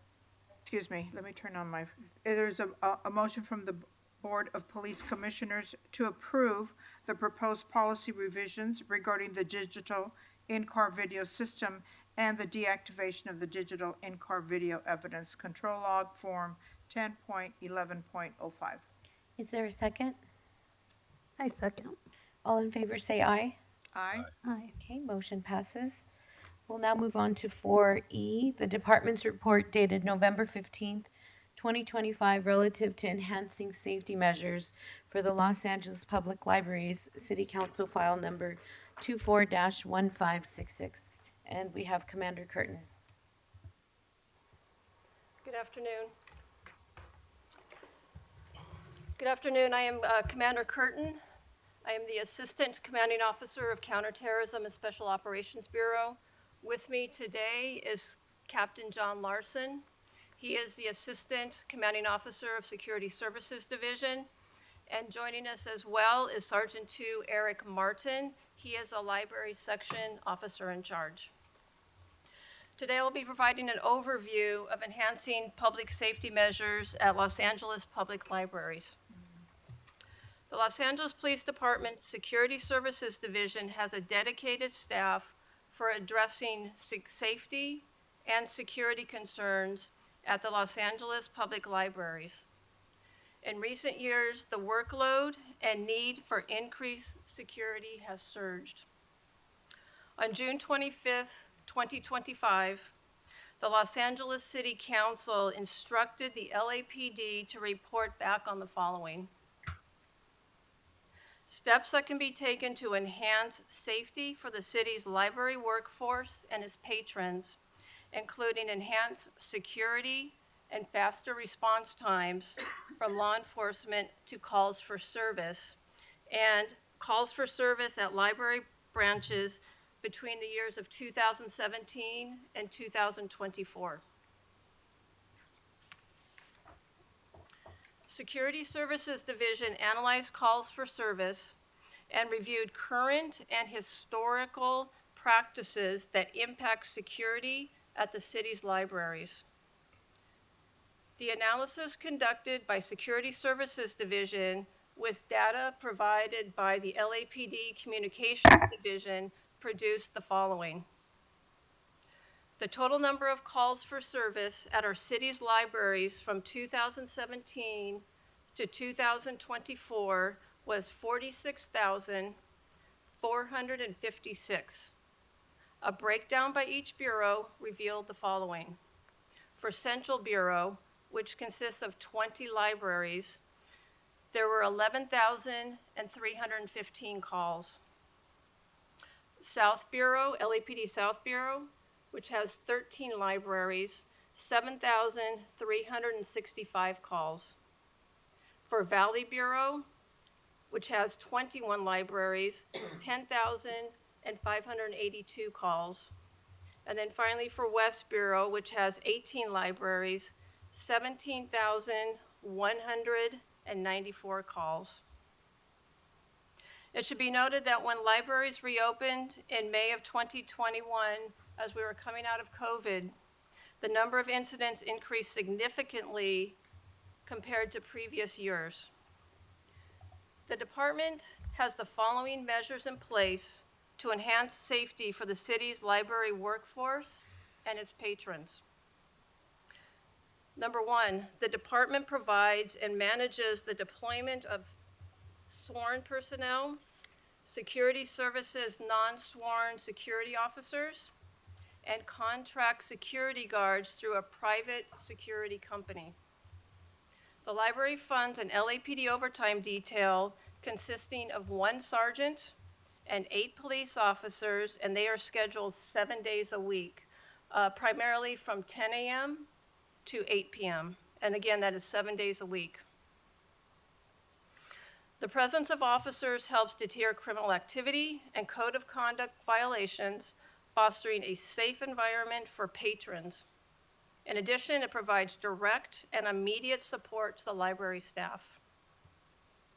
In addition, the department works directly with library management through an established system where all library incident reports are routed directly to a dedicated Security Services Division sergeant, which is Sergeant Martin, who sits with us here today. Each incident is reviewed to ensure the appropriate action is taken. A library section senior lead officer is specifically assigned to the libraries and communicates with the LAPD geographical area senior lead officers. In addition, the senior lead officer is supported by 6 Security Services Division senior lead officers assigned to each bureau. This is crucial to ensure there is a single point of contact for the divisional senior lead officers to address library-specific crime patterns, extra patrols, and information sharing. These partnerships serve as a force multiplier, improving coordination and enabling a more effective and quicker response to calls for service. Additionally, the Los Angeles Public Library has upgraded its hardware and software for increased technology security. A new convergent technology security camera system was installed, including new cameras and software, along with an updated access control system for cameras citywide. In summary, Security Services Division works in coordination with the Los Angeles Public Libraries to preserve and provide a safe environment for patrons and employees at all library locations throughout the city.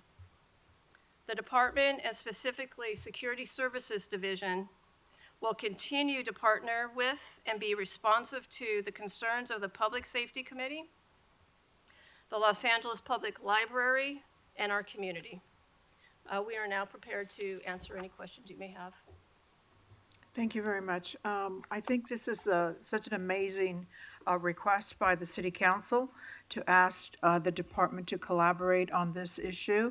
I think all of us have some type of experience with LA public libraries, be them that we used them as a kid to do our homework, or now our children, our grandchildren. And there's always that fear factor that something may happen to them. We don't see them as safe spaces anymore. So to have this collaboration between the resources of the City Council and the LAPD is a big step forward. And I really hope that it results in a safe environment for everyone who visits it and everyone who works there as well. So let me find out if there's any questions, follow-up questions. Any follow-up questions? Yes, thank you for this report. I was shocked to see how many calls for service are typically provided at the libraries, and it shows that there is a significant need for attention on this matter. And I tend to think that having more contract security guards at the locations will ease the burden on the department. And I saw in the report that there was currently we're only using one vendor for that. And what's the status of us getting approval to do, like a request for proposal so that we have access to more security officers? That request for proposal was recently, probably within the last couple weeks, has been signed and pushed through, so it is making its way through the process.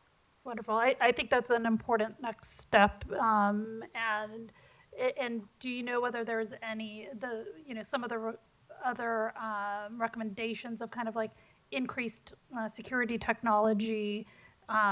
Is that something that there's any financial appetite for that you're aware of?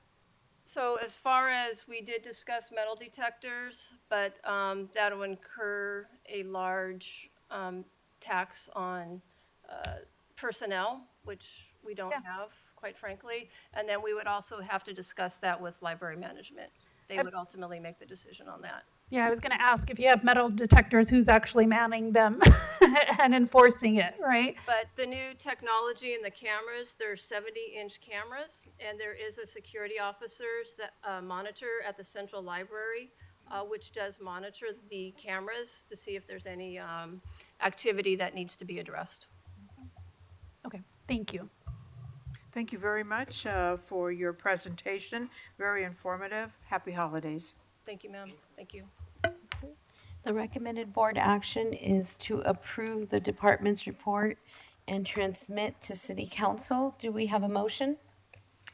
Yes, there is a motion by the Board of Commissioners, Police Commissioners, to approve the Los Angeles Police Department LAPD's response to the City Council file number 24-1566. Is there a second? Second, and transmit it also to the city council. Pardon me?